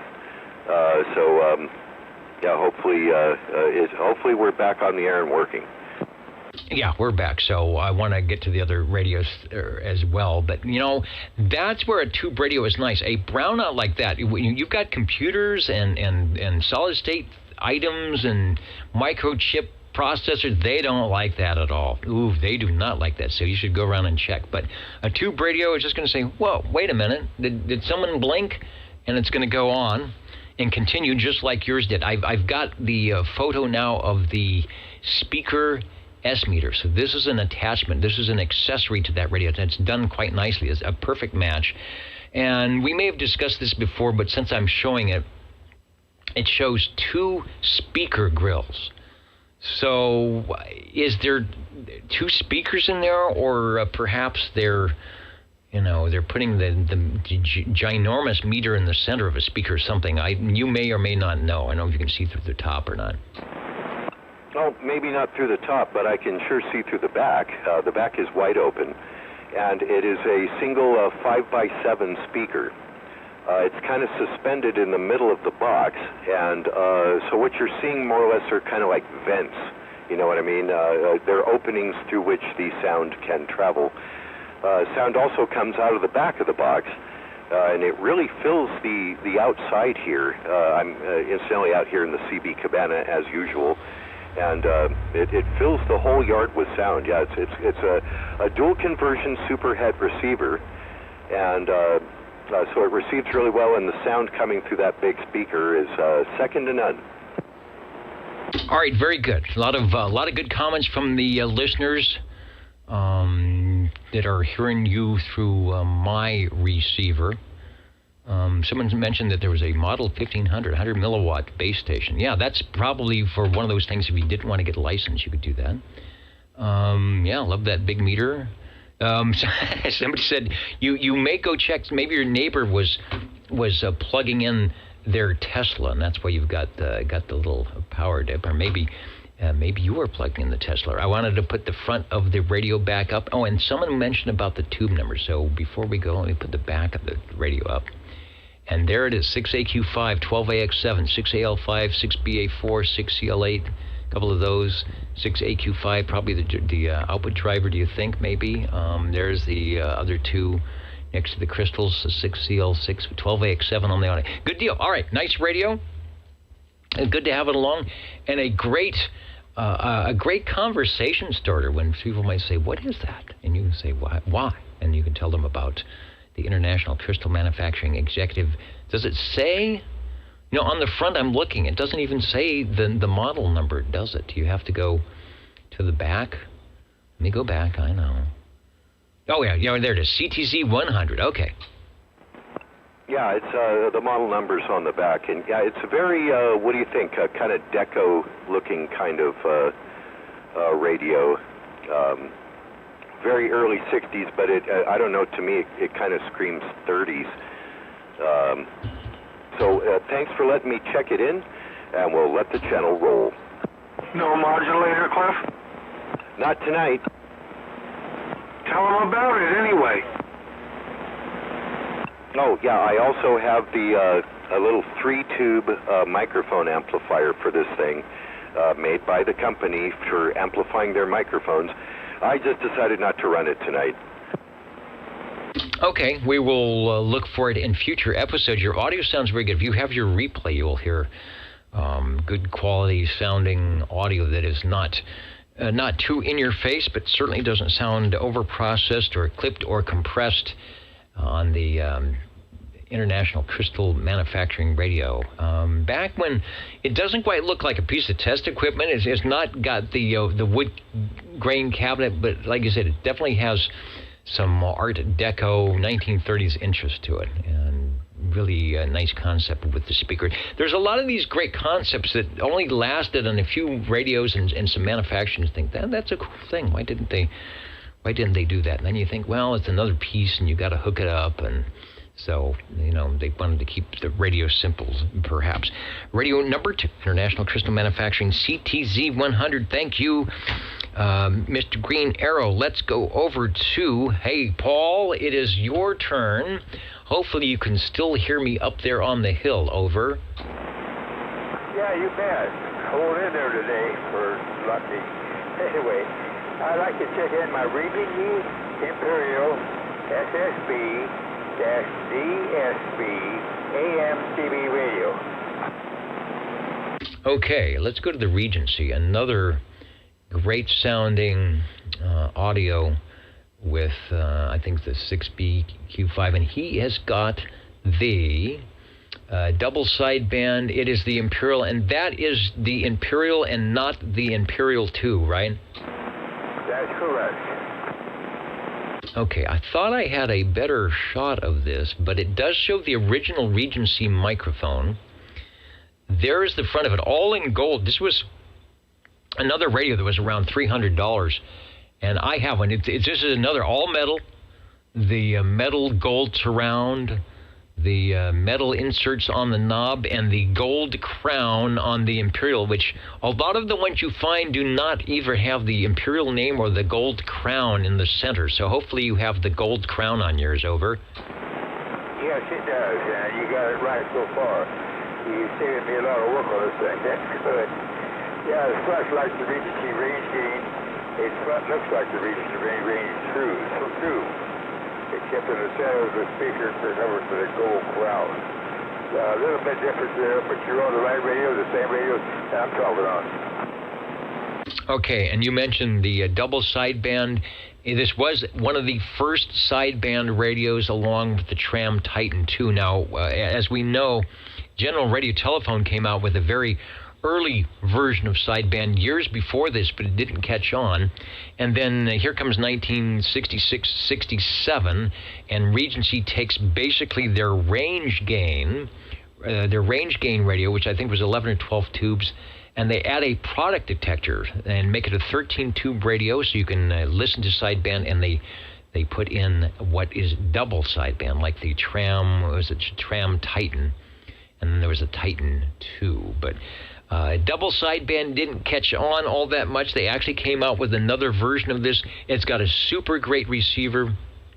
The double sideband suppressed carrier AM. So this radio operates at about 1 to 1.5 watts on an unmodulated carrier, and then it will increase the carrier up to maybe 3 to 5 watts to give you extra talk power. 13 tubes, as I said. I think this also uses, I'm thinking what their audio tube is. It's dual 6AQ5s on the output modulator. So it's two 6AQ5s that I think is what Sonar was doing as well at the time. But that's why it can get some really great sounding audio and not get distortion over. Yeah, thank you for covering most everything there. So it is a nice looking radio, I'll tell you that. It's really, I think, way far ahead of the time. The back cover and everything is banded metal, really good. Has a soft reading sheet, non-amplified ceramic microphone top on the thing. So it's got all the little goodies you said too, and it's not the newest one. This the second one they made, I think, out there. And it sold, I think, for $2.99. This one here sold for $2.99. So you got it covered real good. Thank you. All right, you got it covered because you're out there at the operator's desk. This radio will do 12-volt DC. I actually did run mine mobile. You have a plug that goes in, the Jones plug, the cinch plug in the back, comes out with two, and a plus and a minus with the fuse on one of them. It has a vibrator, so once you turn it on, you got to wait for the rig to warm up and the noise to go away. And you are on the air mobile-style sideband. Sam's PhotoFax 21, page 87 will tell you more about it. I had the chance back in the day when I bought my radio in 1971, I think, used for $71. The guy that sold it to me wanted me to fix it up. I mean, it was in really good shape, but he had given me, and you could still get them in 1971 from Regency, all the parts, the knobs. They called it the escutcheon selectors. That was the little surrounds around the channel selector, and the gold little squares and the badges and everything. You could buy all those parts and pieces for the radio from Regency if you wanted to do a refurb. And I'm sorry I did not. They'd probably be sitting in a bag and I could refurb mine, but I did not. But I still have the radio. Sounding good. Oh, before you go, take one more transmission. I want to see where your frequency is at. My Regency always had trouble, getting close to channel 11. So I'm curious to see how close you are. So if you would, Paul, back to you for another transmission. Over. Okay.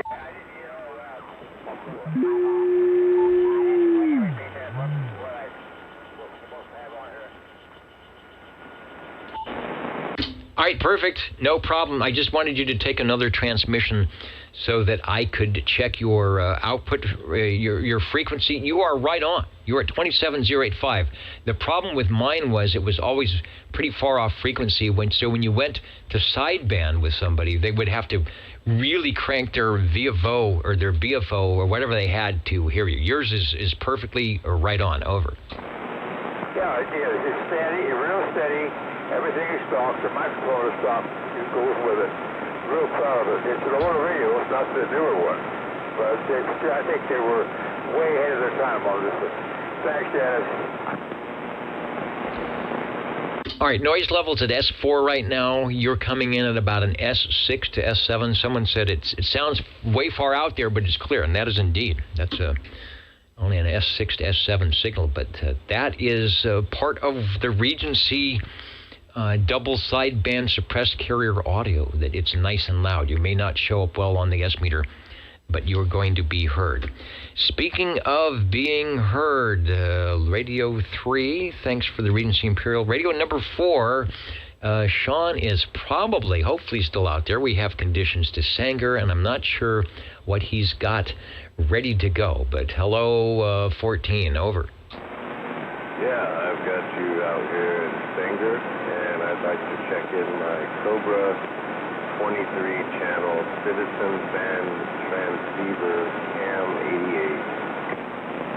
88. Cobra CAM 88. There's another one I'll put on the S meter that has really good audio. Of course, we don't get a strong signal because, like Paul, Sean is far away from my very low antenna, but boy, does it have some nice, clear audio that's not over-compressed, over-modulated, or over anything. It just sounds good. Over to you. Yeah, and the radio has the stock B&K microphone, and the conditions are nice tonight. I can hear you really well. Yeah, those had good receivers on them as well. This is a transceiver, so no need to do any spotting. All crystal controlled for transmit and receive. So you said you are not using an amplified microphone with that, over? No, it is a B&K handheld little coffin looking microphone. Wow, okay. I'd be interested. I'll have to check your S meter. Be interesting to see. Well, you know what? You do have. The question I will ask is, do you have? Because some of them did not. Under the modulation light, the range boost or range gain switch. Yes, it has the Dynaboost switch, and the Dynaboost is on, and the modulation light blinks to let me know, I guess, that I am transmitting. Yes, and it's transmitting well. All right, well, you probably don't need an amplified microphone. I mean, if you did, you might have to turn it down. If you ever get into the high-fidelity audio, no doubt you will like that radio as well, because it's got some good bandwidth to it. And will do high fidelity, a little compression, a little equalization, will do wonders. But in its out-of-the-box form, it's doing quite nicely. Radio 4, the Cobra B&K Dynascan, the CAM 88. Back to you for transmission, and I'll check where your frequency is on that one.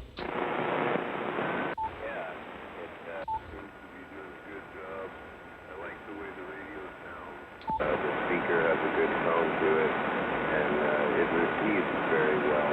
So I'm looking forward to watching the video replay and hearing how it sounds over there in Fresno. All right, there's the S meter. So noise is at S4, noise level. You're at about 5.5 to 6, so not that much above the noise, but it's very quiet tonight.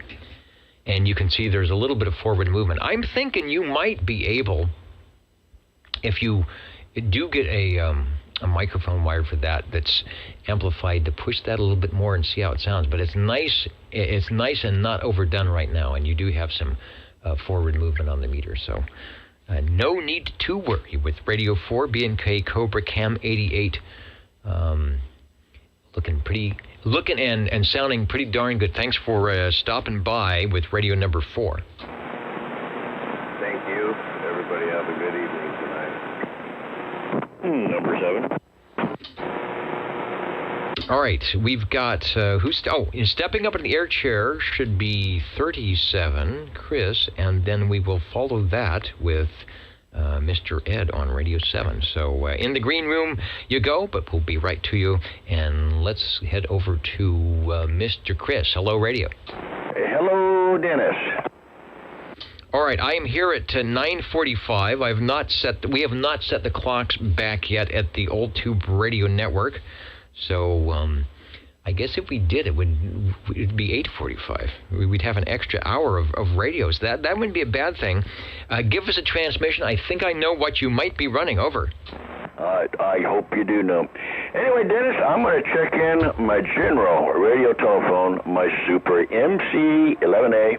This is the 24-channel version out there, and I am running this here with, I believe it's the original handheld stock microphone. Over. Okay. Well, there's the thing. We have lightning. Sound like I was hearing static crashes there. Put in a shot from the collection of 135. You are also running, like Sean was, the supplied stock microphonium, and I think Paul was also running the supplied Regency microphone. Here you are on the supplied general radio telephone microphone. So we have a lot of radios here that are unmodified because they don't need to be modified, and they're running the supplied microphones that came with the radios. It's not like, well, we'll give you a junky little mic, and if you want to add something to it to make it sound good. The radios were made to sound good out of the box with the supplied microphone. Back to you. Well, that's why they call them General Radio Master Control. And the Super MC11A, which was their last type accepted Master Control radio. There was in 12. But this was it. This was pretty much it from Burbank, General Radio Telephone, and always a crowd favorite. Over to you. Oh, thank you, Dennis. Anyway, this is going to be it for me tonight. I'm going to get in there and watch some of the old boob tube here, see what's going on there. I've been busy with head company out of town for all day, so it's my turn to relax now. All right, and did you know that the Old Tube Radio Network is also on television? Oh, yes, I do. We watch it on YouTube, oldtuberadio.com. All right, well, I want you to take another transmission and wave to yourself. I'm waving. I can't. My fingers are going up and down like this. All right, well, we're waving through the S meter at S9 Plus. Radio number 5. Thank you, Chris, for the general radio telephone. Have a great evening. Oh, and I just noticed they're pointing at me. All right. I forgot to do two things. Number one, to illuminate the Messenger 223. Thanks, Chris. And I also forgot. Oops, what happened? I hit a button and everything went away. Where is it? It's right here. To populate the pocket protector with this evening's sponsor from CBS. I can't even read this. From CBS Hytron, a division of Columbia Broadcasting System. Whoa, this is the Columbia Broadcasting System. This is a really nice pen. Incorporated a sample Scripto pencil. Oh, I'm sorry, it's a pencil. It's a Scripto, really nice Scripto pencil. This is back in the day, when all these big companies would pay some good money for these things. Let me get to the less than stellar close-up camera, and it's in color. It's got some nice colors on it on the CBS that they have there, and of course it's not focusing, but. Yeah, okay, it's not going to focus, but that's the Hytron pen. It's very solid. If that's plastic, it's good plastic. I mean, how old is it? 60, 70 years old, and it hasn't messed up yet. So, good deal. All right, Chris, if you're still there, thanks for joining us as I put a pen in my pocket protector. Okay, now, hopefully it is protecting you. Over. Well, it's basically protecting the seersucker suit so that you don't fray the pocket on this thing. And this suit is sold. It's already starting to kind of come apart in its minimal use here on the Old Tube Radio Network. It's sort of fraying and coming apart like the guy that's wearing it. Anyway, thanks for joining us.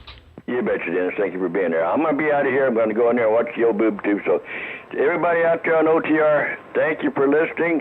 Dennis is the best. You always got to make sure he's there to run this thing. So, you guys all take care. Dennis, we do thank you a whole lot. Have a great evening. All right, indeed. And we always do when the radios are checking in here on the Old Tube Radio Network. Stepping up into the air chair is Mr. Ed. And it's number 7 with Radio 6. Over. Well, let's see if I can get this thing to work right. A little bit of a contact problem on the microphone, but I forgot to take care of it. Anyway, a Robin, nice green radio, a T123, no B. I have the winking and blinking eye. Oh, I thought you had... I guess I don't look at the page enough. I was thinking you had the other one. Okay, 1, 2, 3. I'll bring that one up. We haven't had a Robin tonight. This is, at least for looks, definitely my fave. The other Robins are good with the yellow knob inserts, but there's something, a little mystery about this one that's got the magic eye tube. Nobody else did one like that. They had the other style of magic eye tube, so very clever of them to come in like this. And at least I don't think anybody did. Robin T123, this was the radio that took Robin up to, I think, 1972 when they went to the Panasonic style. And that was, 70, 71, 72, people were thinking, doggone it, all this solid state stuff is happening and we need to get on the bandwagon. Little did they know that the tubes hold up quite well. Over to you. Oh, there you go. Yes, I actually do have a 123B also, but I have to get another microphone for that one. And the microphone on this one does not work on the 123B. That's right. Who told me that? Mike said that. In fact, you don't even... I don't know if it's a similar plug, but you don't even want to try it if it is, because I think there's some wiring differences that could do bad things. Yes, definitely bad things will happen. Same 4 plug, but they're wired completely different. And as I'm writing down here, if you told me I didn't write it down, what microphone are you using again on the Robin 123? A Gray Bass D104. Okay, it's keen. There's just a little bit of, I wouldn't call it snap, crackle, pop, but I'll say crackly, crunchity going on when it keys down. It actually sounds kind of neat. Well, yeah, it is definitely in the microphone. I'm going to need to clean up some contacts and see what I can do. Yeah, it's sort of like, when you get up to the podium and you clear your throat, everybody, snaps to attention. It's like, ooh, he's going to speak. There you go. Well, as long as it doesn't blow up or, smoke or catch fire, I guess I'm okay. Looking good, S20 on the meter, and good forward movement from the very loud and strong audio from your...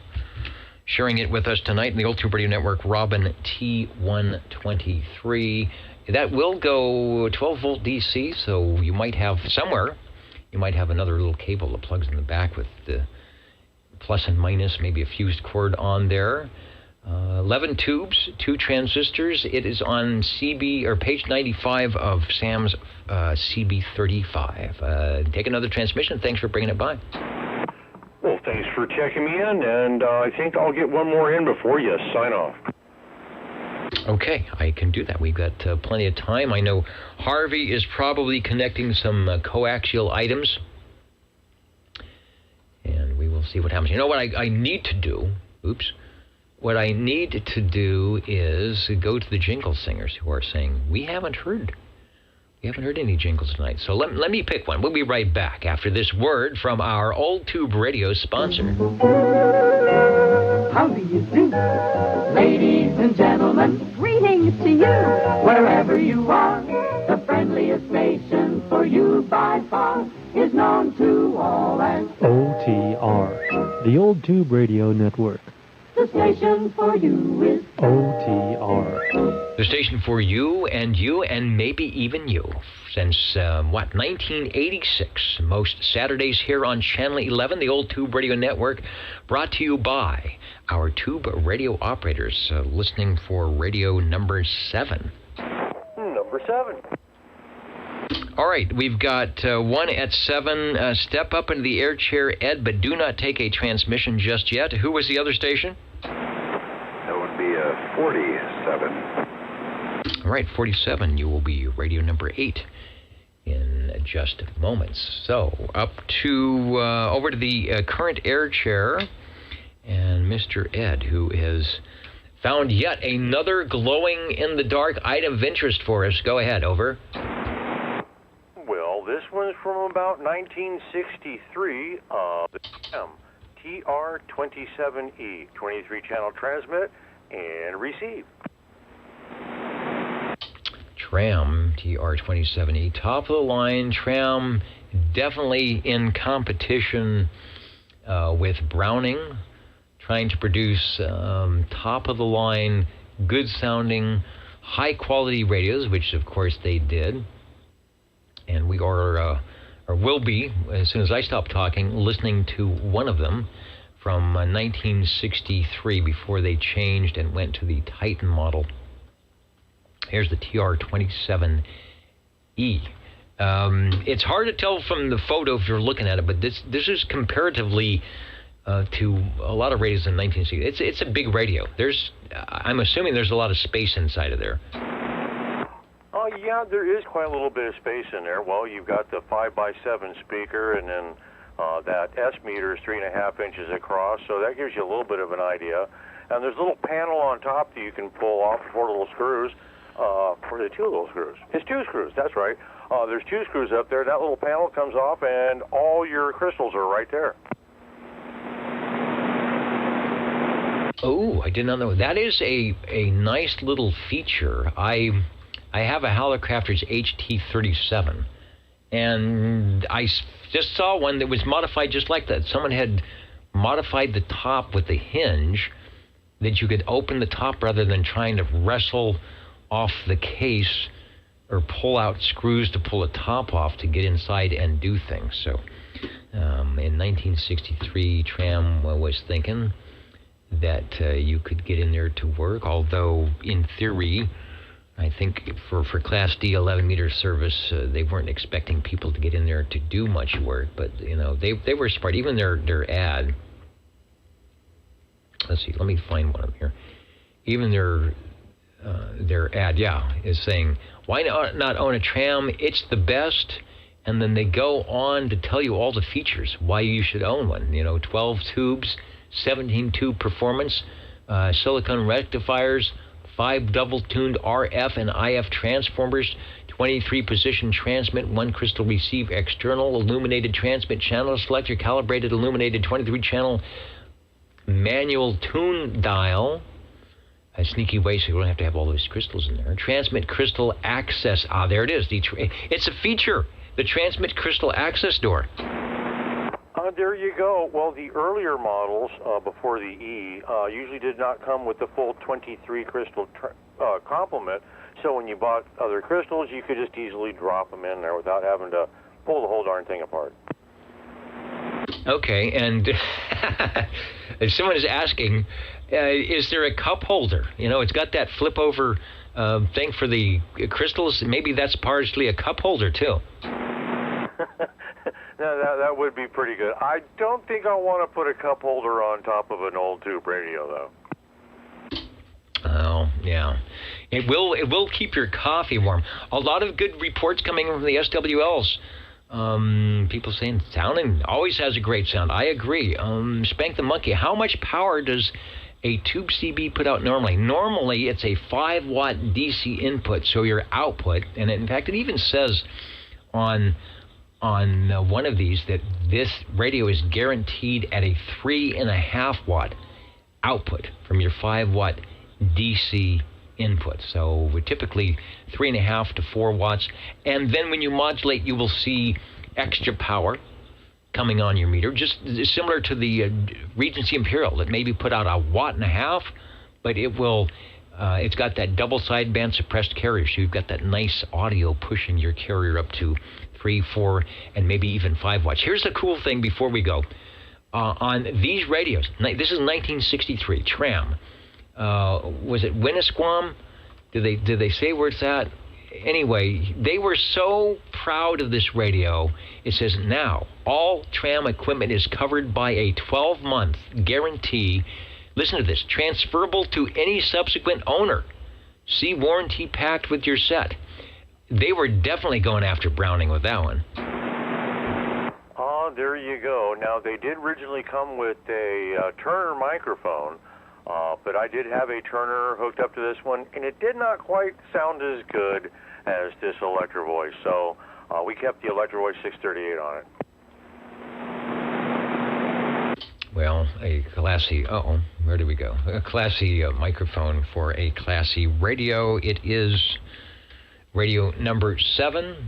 Tram TR27E, and I think I did say it was from 1963. It was their top line. There was a couple of models on the Tram 27. As like you said, they're sort of updating it as they went. So this is the top of the line before they went to the Titan, which if anybody has a Titan, first Titan, they use the same meter. And I don't know what they did inside, and then they actually put some sideband, double sideband on that as well. All right, thank you, Ed. And I do believe we have, yes, radio number 8. And that is Mike. Hello, radio. Well, good evening again from the Radio Lounge. I had heard someone else checking in, a Robin. So I thought, why not check another one in from the Radio Lounge. This is the Robin T123 with the Magic Eye tube.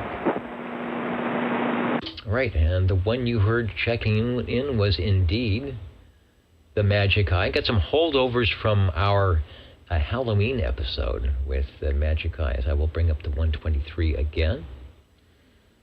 Go to a full page ad. There it is. It was hiding.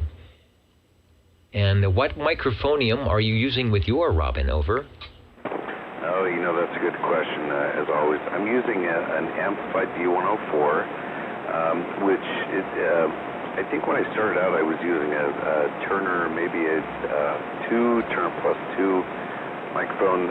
It wasn't amplified, and it really did not make this Magic Eye tube do much of anything. And then this 104 came along. I might add a semi sort of customized back head. It looks suspiciously like it might have been a W at one point in time. But if you flip it upside down, it looks like an M, which would be the first letter of my first name. But anyways, this again, it's an amplified mic. I'm curious as to what Ed might have used on his radio. I think you were talking about something about a microphone on that radio, but I'm trying to do dishes and listen at the same time. I might have missed that. Well, I don't know if he has an amplified mic, but this is. He was using on his 123 with the D104. And I didn't write down if it was amplified or not. He might chime in. So he was using a D104. So, interesting. Thank you, 23 Skidoo. In 1975, the FCC changed the power limit from 5 watts input to 4 watts output, which is actually an increase, as most 5-watt input rigs put out a little over 3 watts. And that's why on the Tram, which was a 5-watt DC input, we will guarantee you 3.5 watts out of this to get the efficiency cycle going on. And then the FCC said, okay, forget the input thing. Just make sure you don't go over 4 watts output so we can type accepted. And there were some radios like we had earlier, the General Radio Telephone Super MC11A that had a plug in them. If you plugged the plug and shorted out some pins, it would turn on the what was it, Civil Air Patrol mode, and you could get 12 to 15 watts output from that radio, but it wasn't for Class D operation that way, but it did get type accepted. So the FCC was really weird about type accepting something that was going to put out more than 4 watts out of the box without doing some trickery. No trickery needed on the Robin T123. I don't think they probably ever had a problem with that radio. Back to you. Oh, okay. Yeah, boy, I've certainly got questions about what you just mentioned about the radios for civil defense. But anyways, I'll leave it at that.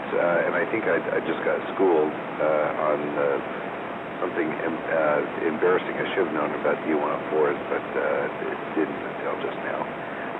But I'm not going to admit that if things are going to be recorded right now. So anyways, thanks for letting me check this radio in. I'm sorry I did not get a chance to do it last Saturday night. But it's working great right now, and it's really nice. It's funny, just a few weeks ago, it seems like most people have been just incredibly grateful for 60 degrees in their radio lounge. Well, it's 68 degrees in here right now, and I'm absolutely freezing. I'm warming my hands on top of this radio, but funny how the season changed. Anyways, thanks for letting me check it in, and on that 73, back to you.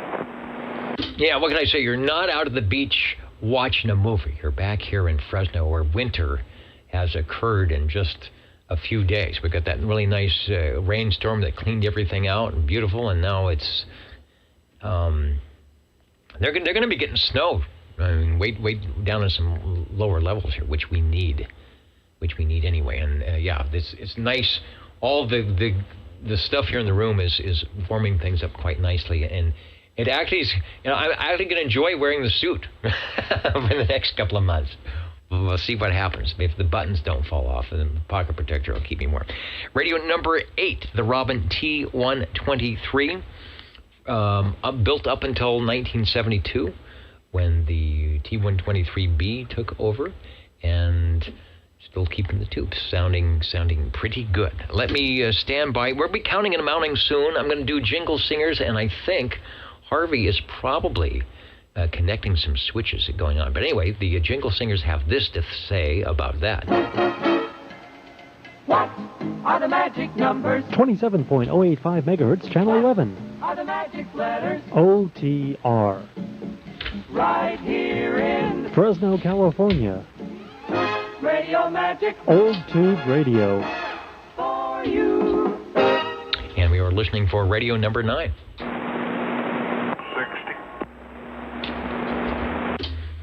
And we have one just like that. Step up into the air chair at it's past 10 o'clock, but we haven't set the clocks back. Hello, Joe. Hello, Dennis. Doggone, we was kind of looking at the score. No use looking at the score on Fresno State. It was a complete blowout. But anyway, I'd like to check in my Robin, Dennis, 123B. All right. Some nights the Eagles have landed, and sometimes the Robins come home to roost, as they are doing tonight.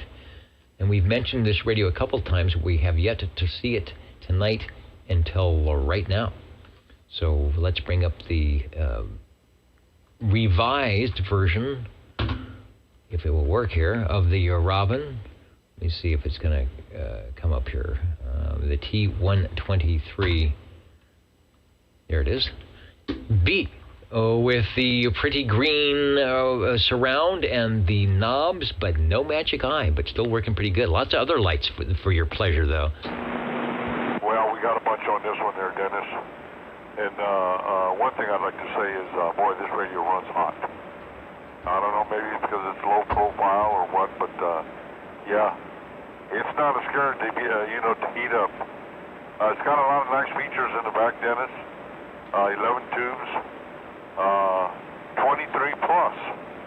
This has a few extra channels in it, and right now the switches are set up for the AM side, so I can get all 23 on the AM side.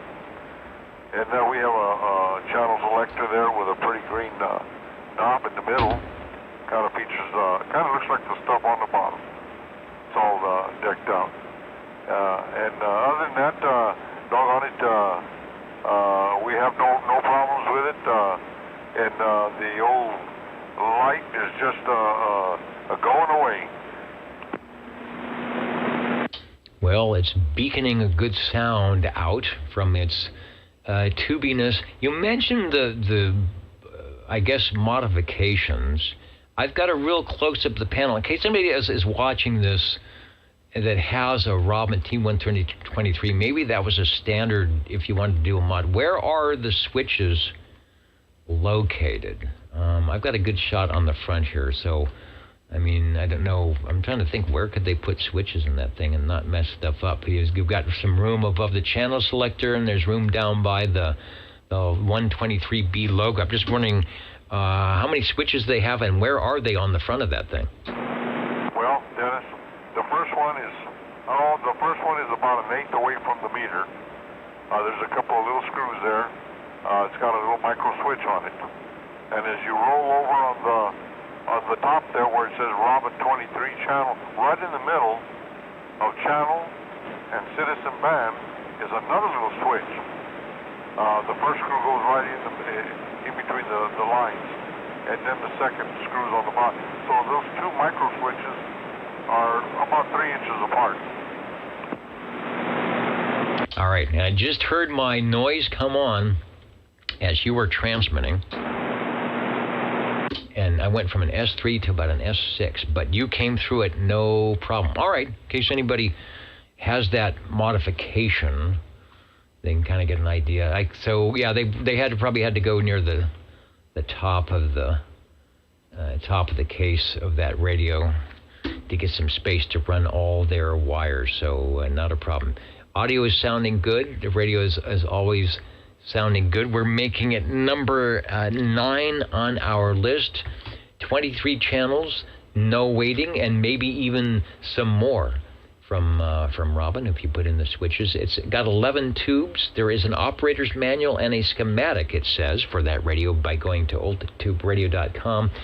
And it was the top-of-the-line Robin from 1972, taking over for the T123 to 1976, when, of course, you couldn't, you had a deadline or a sunset date for producing 23-channel radios, courtesy of the FCC. Thanks for bringing it by. Thank you, Dennis. Thank you for letting me check this one in. And the score is 48-0. Fresno State winning by landslide. Oh my gosh! Okay, still going 48-0. And is the game local? Do you know? I don't know. I looked at my phone, and they're still in the fourth quarter. There's 14 minutes left. They might pass 50. Okay, they may be playing in Hawaii because it's earlier there, so they start late. No, they start early because it's still late here, but they got to kind of meld the two, so they don't start too early for the people in Hawaii, and they don't do too late for the people here. So if they are playing in Hawaii, a lot of people have gone home, but not those red wafers. All right, thanks, Joe. Thank you, Dennis. And counting and mounting, and we still have room on the radio list. And I think Harvey wanted to see if he's going to get through my noise tonight. I think he will. It's a local game.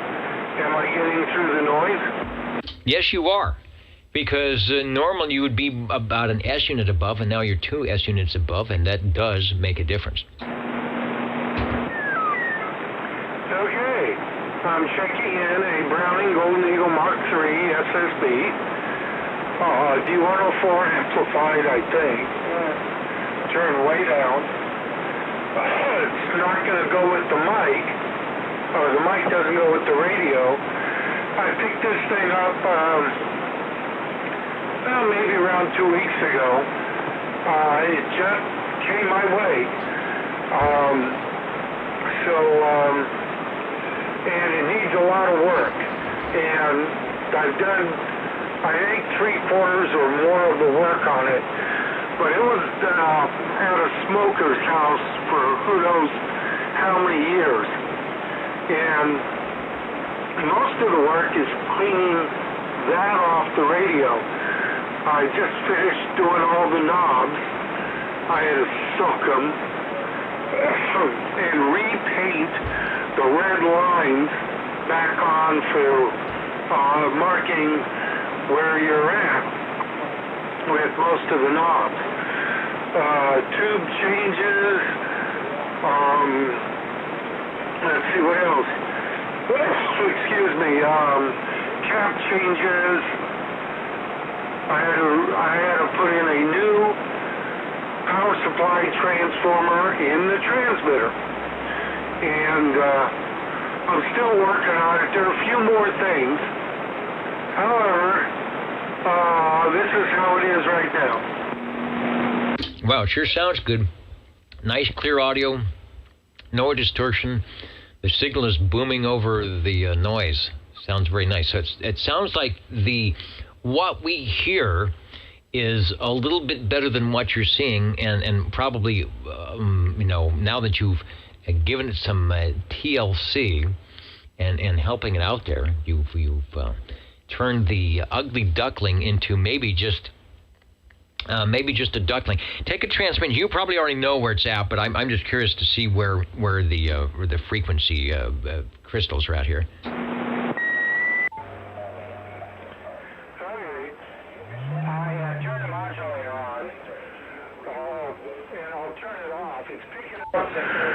The commercial for the Fresno State game right now. I'm going to see if I can lower it a little bit here. People remember us as young people having a... I'm still picking it up.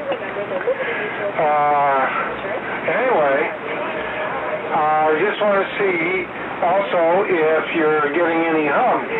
Cliff said he didn't get a hum when I had the modulator on, which is interesting. No, nice and clean. It's an S9, which is where it is, and it adds a little, it helps the audio out, even though you don't need it. And it's clean. I do not hear any hum whatsoever. Over. That might have to do with the Beagle, which I will not check in tonight, so that you don't have to wait for it, or the Beagle. This radio, since it's got all this smoke damage, we'll say, to it. The transmitter's got scratches on it here and there above the AM, LSB, USB indicator lights. But other than that, the front's fine, I think. Yeah. The receiver, though, has modification to it.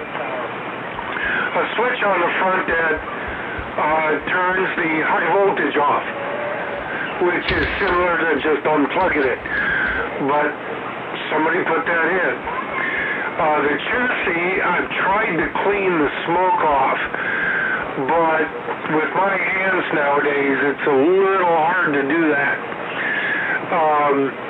Whoever gets this needs to take their time if they want and clean it off.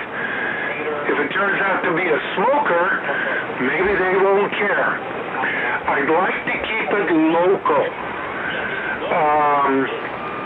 So, anyway, power transformer-wise, in the transmitter, it wasn't that bad. You had high voltage and heater voltage, so the radio worked fine. But I couldn't set the bias. Well, I checked, and the bias has its own voltage, 33-volt secondary from the transformer, and it was open. So I went in the garage and got another transformer. I know what that sounds like, but I have a couple because a gentleman back east had a lot of parts and made a great deal. So I changed it, and now I set the bias. Basically, the sideband works, everything works. I just have to replace a couple more parts, and then it should be ready.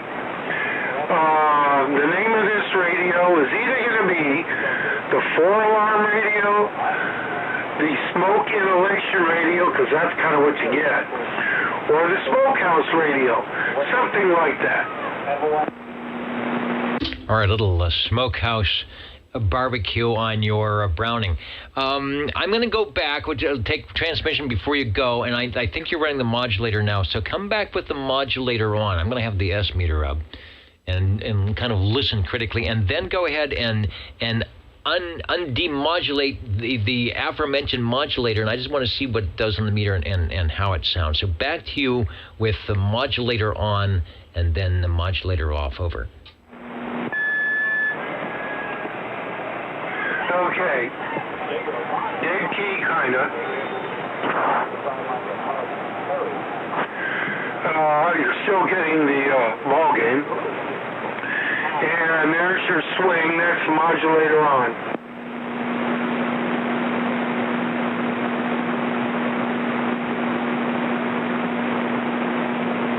Okay, and modulator off?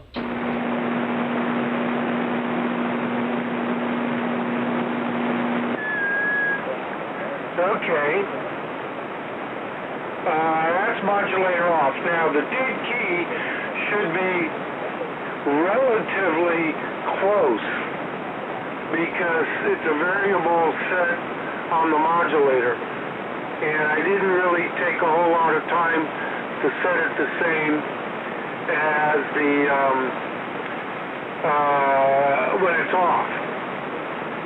Frequency-wise, you might say I'm just a tad low, but, oh, I made a joke, Chad Low. No, tad low. Anyway, dead key-wise, I can turn the modulator up to, let's say, 20 watts, and then I'd have a higher dead key. But I keep the dead keys about the same. All right, it's good. Yeah, the like you said, the dead key, the unmodulated carrier is very similar, and then the modulator brings the audio. In fact, you've got so much audio without the modulator. When you bring the modulator on, it's almost like, oh my gosh, you know. Stand down a little bit. It's nice and loud. So you could actually, with the modulator, I guess you said you were amplified in the D104, which you definitely, as you know, you don't need an amplified D104 on a Browning, but you could actually, if you're going to run the modulator, turn it down. But the way you've got it set, otherwise, it sounds good. And yeah, we're hearing a little bit of the Bulldog background going on, but it's not interfering with you. No problem there. And yeah, I maybe get 100 cycles low when I did the 0 beat item. It's very close. You go to sideband, I hear what you say, but it was just a tad low, but sounding good as well. Okay, looks good. You are Radio 10 on the barbecue Beagle or barbecue Browning. Over. Okay, this is an unamped D104, and the VFO is straight up and down. According to my freak counters, it's like okay, I can adjust it. So this is an unamped D104.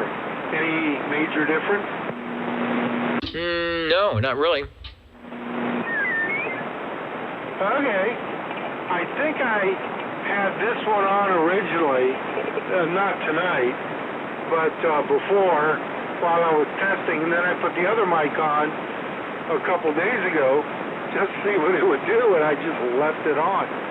I was going to say it was an unamped D104, and then I looked at the bottom. I always do that because I'm not sure which one I'll have, and it was an amped, but it's turned down to about 1/4. Anyway, I want to keep this radio local. If nobody local wants it, then I will probably ship it. The price is going to be less than what you can find on eBay pretty much anywhere, unless you get it from a person on eBay that has no idea what they have. But because of the smoke and this modification, the switch, Dennis, this is for you. It's a push-pull switch right below the meter on the receiver, in between the fine tune and the speaker slide switch, on-off for external speaker. And it's push-pull. It's got a kind of brushed aluminum bezel that's up against the radio, and the switch juts out about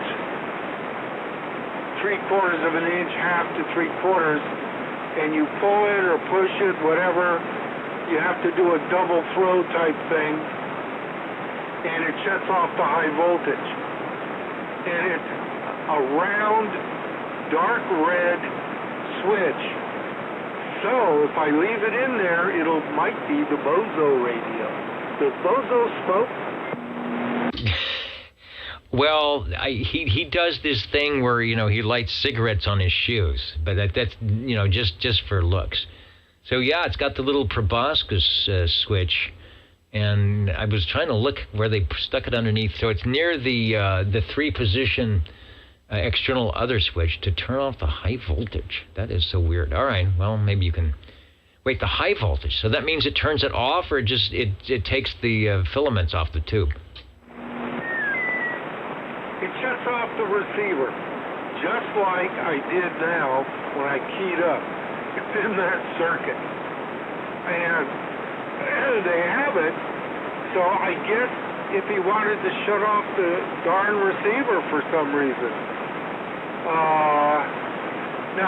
I replaced the volume control with an identical one, new old stock, because when you turned it down, there was still quite a bit of volume.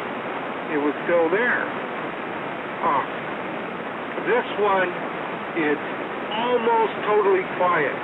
Now, of course, if he wanted to shut off the receiver because of the noise or something, all he had to do was switch the manual crystal run, crystal 2 switch to one of the crystal positions that didn't have a crystal in it. This didn't have either. And that basically shuts off the receiver RF section because you've got no tunable receiver, no crystal. So, that would have done the trick. But this guy put a switch in it. Anyway, I don't know. But the person that gets it, hopefully local, will let me know whether they want that in. I'll take a picture of it. I've sent away for, also, in the transmitter, I replaced the entire channel selector because the guy took the plug-in crystals and half of them he soldered in. Don't ask me why. The new channel selector I bought because the person said 4 of the crystals didn't work, so he was selling it, but it had 11, and that worked because he had marked them in red on the top. So I bought that channel selector with plastic dial and everything and put it in. I swapped crystals here and there because there were a lot of dead ones, but I still have to get 7 crystals for it.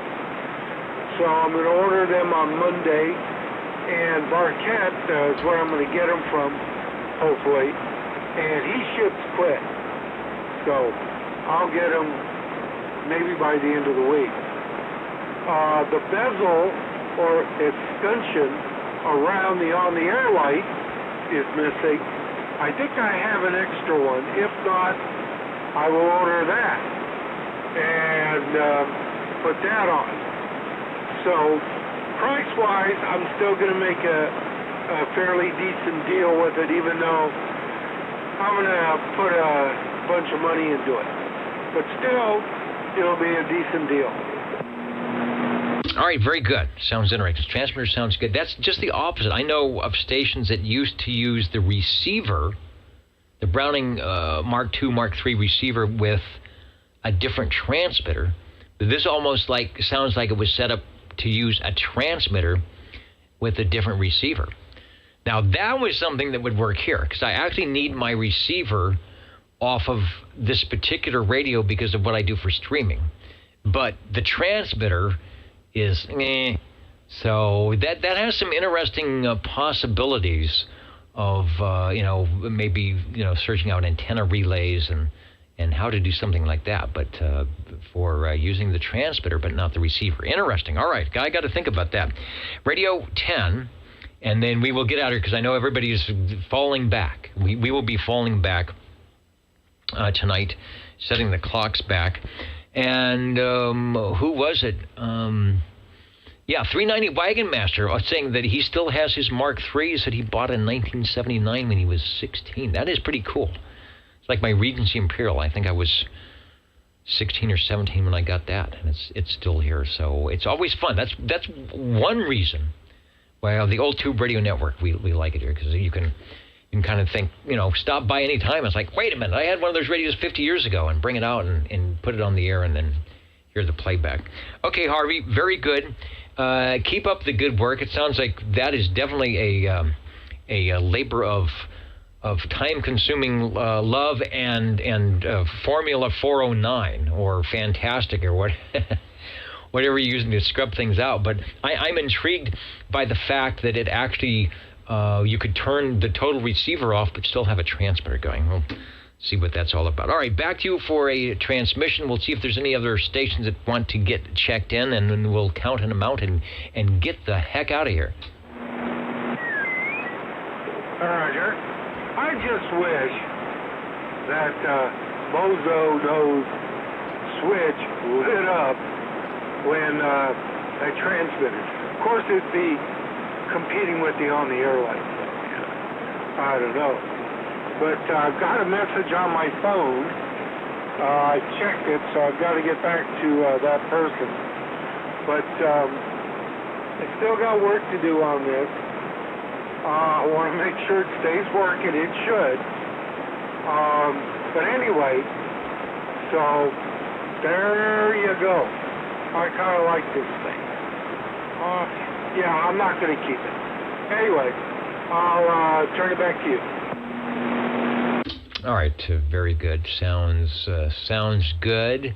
And John, a lot of us did that pseudo eagle with the ping, regardless of whether we were turning up a radio to get the feedback and trying to control it with the microphone and turn down the volume, or what was the thing, the bobby pin on the D104 to get that twing, get that sound. It's just not quite the same. It's not quite the same as having the eagle.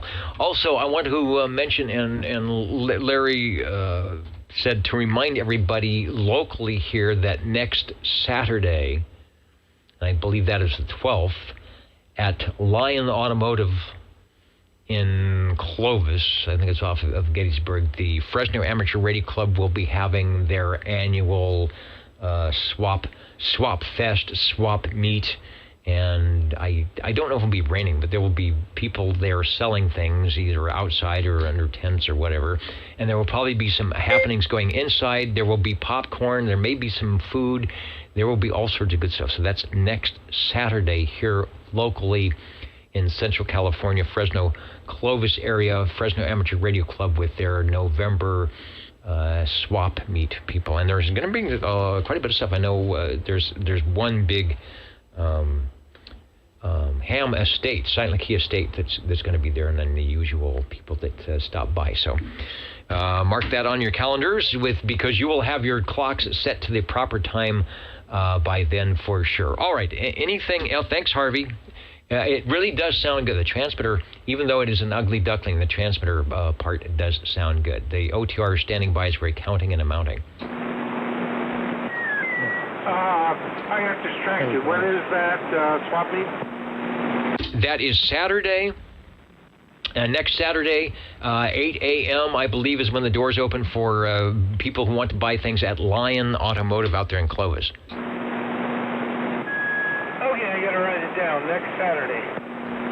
Yeah, indeed. All right, very good. And I'm going to pick up one more. I see we have one more Echo link. I'm not sure what the delay is on that, but I want to pick that up before we sign off here. So the Old Tube Radio Network, Real Radio's Glowing in the Dark. We got double digits tonight, and Radio Randy staying up late, and he's still got to set the clocks back. Or maybe they don't do that in Arizona. We'll see. See what Randy's doing. He's sneaking in before we jump out of here tonight. Hello, Randy from KB6GFD. Yeah, 8 a.m. Saturday, the 12th of November, on your radio item of interest. And I think Randy's coming in. Got some audio, but no audio. Oh, yeah, next week, and so we can all talk about our great finds that we had on next week's OTR episode.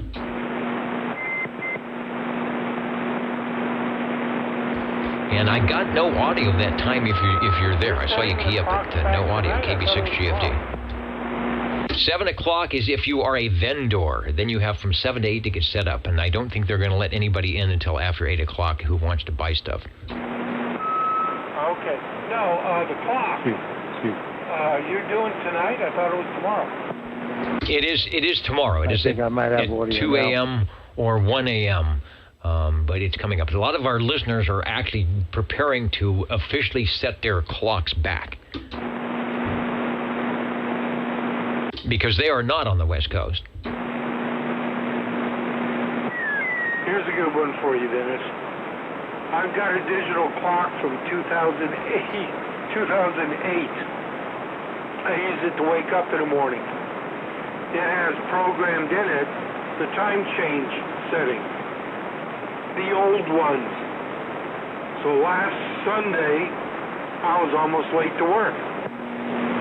Yeah, it's got to be something you look at. I did that one time with a friend of mine. I had a guest room, and I had a clock in there that I didn't set back, and he was having to make some meeting. And, of course, the clock was wrong. But he just happened to have some type of travel alarm thing that went off in time. But so I always check to make sure.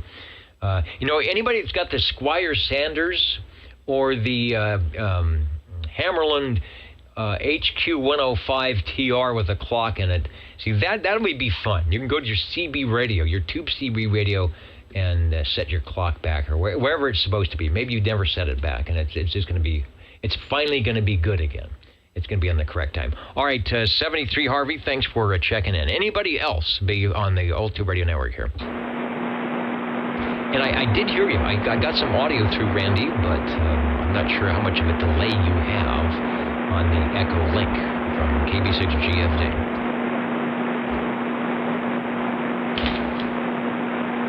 Okay, this is KK7TV, and got Randy, Radio Randy. I have you. I heard you through the microphone. I heard you through my headset. So I am trying to. So I'm trying to set this up so it works. I'm listening to a delay on the other one, so I should turn that off. Yeah, that you don't want the delay. Hi, Dennis. Nice to hear you this evening, KK7TV. All right, yeah, the delay can be confusing, especially because you never know if it's going to be 2 seconds or 12 seconds. You're sounding good over the air. We have got the X in the square, as we say, for a shortwave listener 99, Randy, out in Arizona, who will be joining us over the airwaves when we get some conditions. He's got he's getting the Radio Shack set up to present a true boat anchor YAM radio. He's got the beams beaconing towards the west, and at some point when all the stars align and we get some conditions, we will be hearing Randy over the airways, but sounding good via the Echo Link, and we do have you checked in. 73, sir, KB6GFD. And I'm counting and amounting, and I'll be back shortly. But first, this word from our... Okay, all right, my friend. 73s, I'll look for you on the other part of the world. KK17. From our very own jingle singers. Oh, now they fled for the evening. No, they're there. Okay, here we go. You're tuned to OTR. Channel 11. Right here in Fresno, California. Stay with us. Old Tube Radio. And be modern.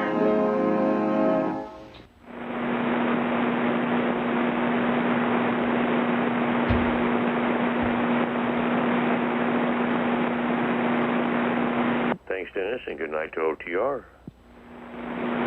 Good night indeed. All right, let me get the totals here, and then we will jump out of the air chair.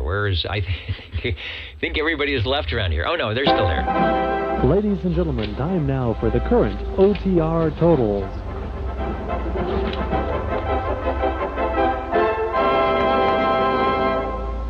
I know you can hear that. We had a very, very noisy motorcycle going down the street here. The OTR totals 19. We are in week 3. Despite my best efforts to put the X's in the wrong items here on the pages, we're at week 3, and we had 19 check-ins on page 1. No need to put the meter when nothing's happening. 19 check-ins on page 1, 19 on page 2, 15 on page 3, and 25 on page 4. That is 82. Wow. A lot of SWLs tonight. I guess that's when the World Series is over. People come back to the Saturday night place to be. And let's see where the totals are tonight. 10 radios, the most heard manufacturer. And number two tonight, yeah, the Brownings, the Eagles. The Eagles landed, but not quite on the top perch. That goes to the Robins with 3 heard. But we did start with the Browning Golden Eagle Mark III SSB from Mr. Ed himself. Kind of setting the pace. Letting all the other radios know that the Brownings are out there, so you better be on your best behavior, and they were. Then we had an International Crystal Manufacturing CTZ 100 radio with the matching speaker and S-meter. A neat idea. Buddy and Browning had the separate receivers, and Buddy had the separate speaker, and Demco had the separate modulators, but International Crystal Manufacturing took the speaker out and put the S-meter in that. Kind of a cool thing. Regency Imperial double sideband AM, one of my favorite radios because, as we were talking about earlier, one that I still have that I got, I think when I was 16 or so, back in 1972 or 73, and it's still around here. It needs a little bit of work, but it should be up on the table somewhere. Sounding good, Paul. Thanks for that. Out of Sanger, Sean, on the B&K Cobra Cam 88. Always some good audio with that, even if the signal's at S6 or S7. Nice audio coming through that. Chris, on the OTR standard, we got to have that General Radio Telephone Super MC11A. Fans of beautiful downtown Burbank and General Radio Telephones. Kind of an underrated company. They kind of snuck under the radar. Their radios were really good sounding. They weren't super fancy, and they were very affordable. Most of them were under $200 through all the way through the MC11A, which I think was probably just around $200. Radio number 6, Mr. Ed on the Robin T123, starting the Robin. So he started the Brownings, and then he started the Robins and said, okay, we'll see where this goes. The T123 with the D104 and the Magic Eye. Also, he brought by the Tram TR27E, letting know that, where are the trams? I know there's some more trams out there. We'll have to see if we can get them to show up in future episodes. 47 Mike came by with his Robin T123, and then Joe came up with the T123B, the Panasonic second generation chassis. No Magic Eye, but some extra audio and some extra switches as well. The Browning Golden Eagle Mark III SSB, the barbecue Browning in its form right now, doing a little peek and tweak, and you heard the transmitter sounds good. Just, if you're operating it, just look away and get your unsolicited good audio reports. So Harvey's working on that one. We'll see what happens. I don't know.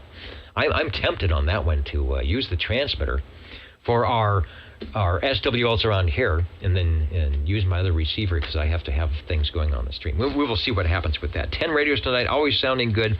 If I didn't thank Frodex for the Nixie tubes, we will have them up and running soon.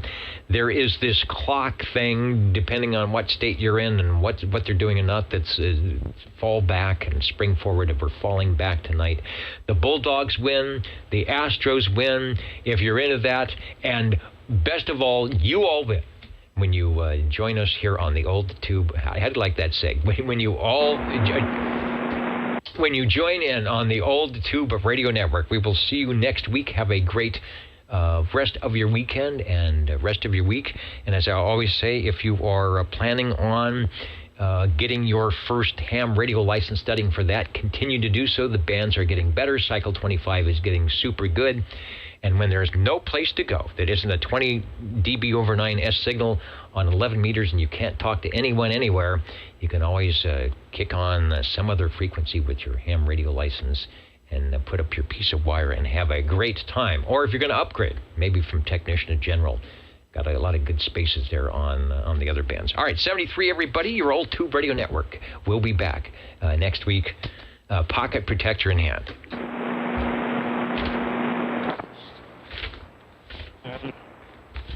Thanks, real good show. All right, and did the Bulldogs finally conclude their little tromping of Hawaii?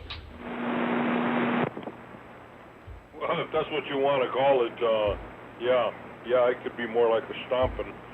I don't know what happened to Hawaii. They came asleep. They missed out on the game. Yeah, I don't know. Something happened there. Maybe it's jet lag if they had to come here. Or no, we went over there, I think. Maybe they just want to get home.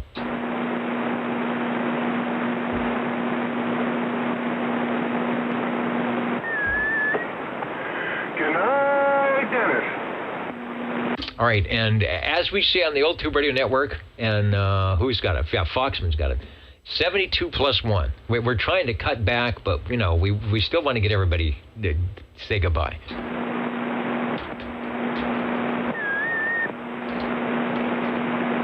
And yeah, your station's made it well over the noise tonight, so that's good.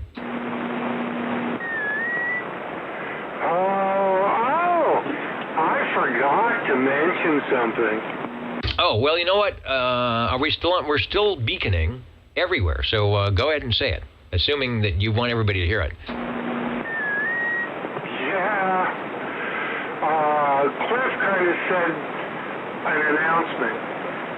Well, I have a workbench set up in the garage to work on radios out there instead of in here. It's got too much garbage on it. But I plan to put an antenna out there because there's the front fence with a gate, take your trash cans in and out. The fence is supported by 5 pipes in the ground in the back, helping hold the fence up. And they are hollow pipes. And what is the perfect distance away from the house? So I stuck a 20-foot 2-section push-up in it. So I'm about 22 feet to the base of an Antron 99 Solarcon with ground plane kit.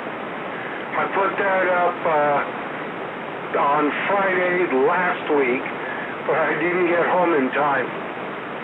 And that's what you're hearing me on. I have a real antenna. Yeah, it encourages me to do the same, and it has definitely made a difference. That extra S unit, almost 2 S units, does make a difference. Line of sight stuff. So as everybody knows, I can get an amplifier, you get a modulator, but work on the antenna first, and you might not need it. Aaron, now for the HawkNet. Oh my gosh, I saw hawks circling and beaconing over the house today, and Aaron, I thought of the HawkNet. I'm thinking, we just don't do the HawkNet anymore. I would have been running over to the 2-meter radio and checking in multiple hawks soaring and beaconing over the QTH here. So I don't know, maybe we'll have to fire that up again. Do the Hawks really care? All right, Harvey, thanks. Good night, everybody. Your Old Tube Radio Network is heading out of the radio room and seeing what's going on around here. With the lack of a noise level and the height increase, I heard everybody you heard. Yeah, all right. Well, be careful. You get your station set up too nice there, you may have to be net control. I was net control once, And yeah, once, okay? Yeah, no, there's, as I always say, there has been a lot of people sitting in the OTR air chair. I don't know how you probably look a lot better in a pocket protector than I do. Dennis, unfortunately, I've been wearing one every day since 1971. See, you're a natural, so I don't know. Maybe we'll have to do one of those things they do on TV where it put you in the double box and give you the interview. Yeah, and guest host. I'm thinking about that, I'm thinking about the guest hosting. Maybe in 2023 we'll be able to figure out how to do that because everybody's Zooming and nobody Skypes anymore. Everybody's Zoom, so we'll figure that out. All right, good night for the last time, your old Tube Radio Network.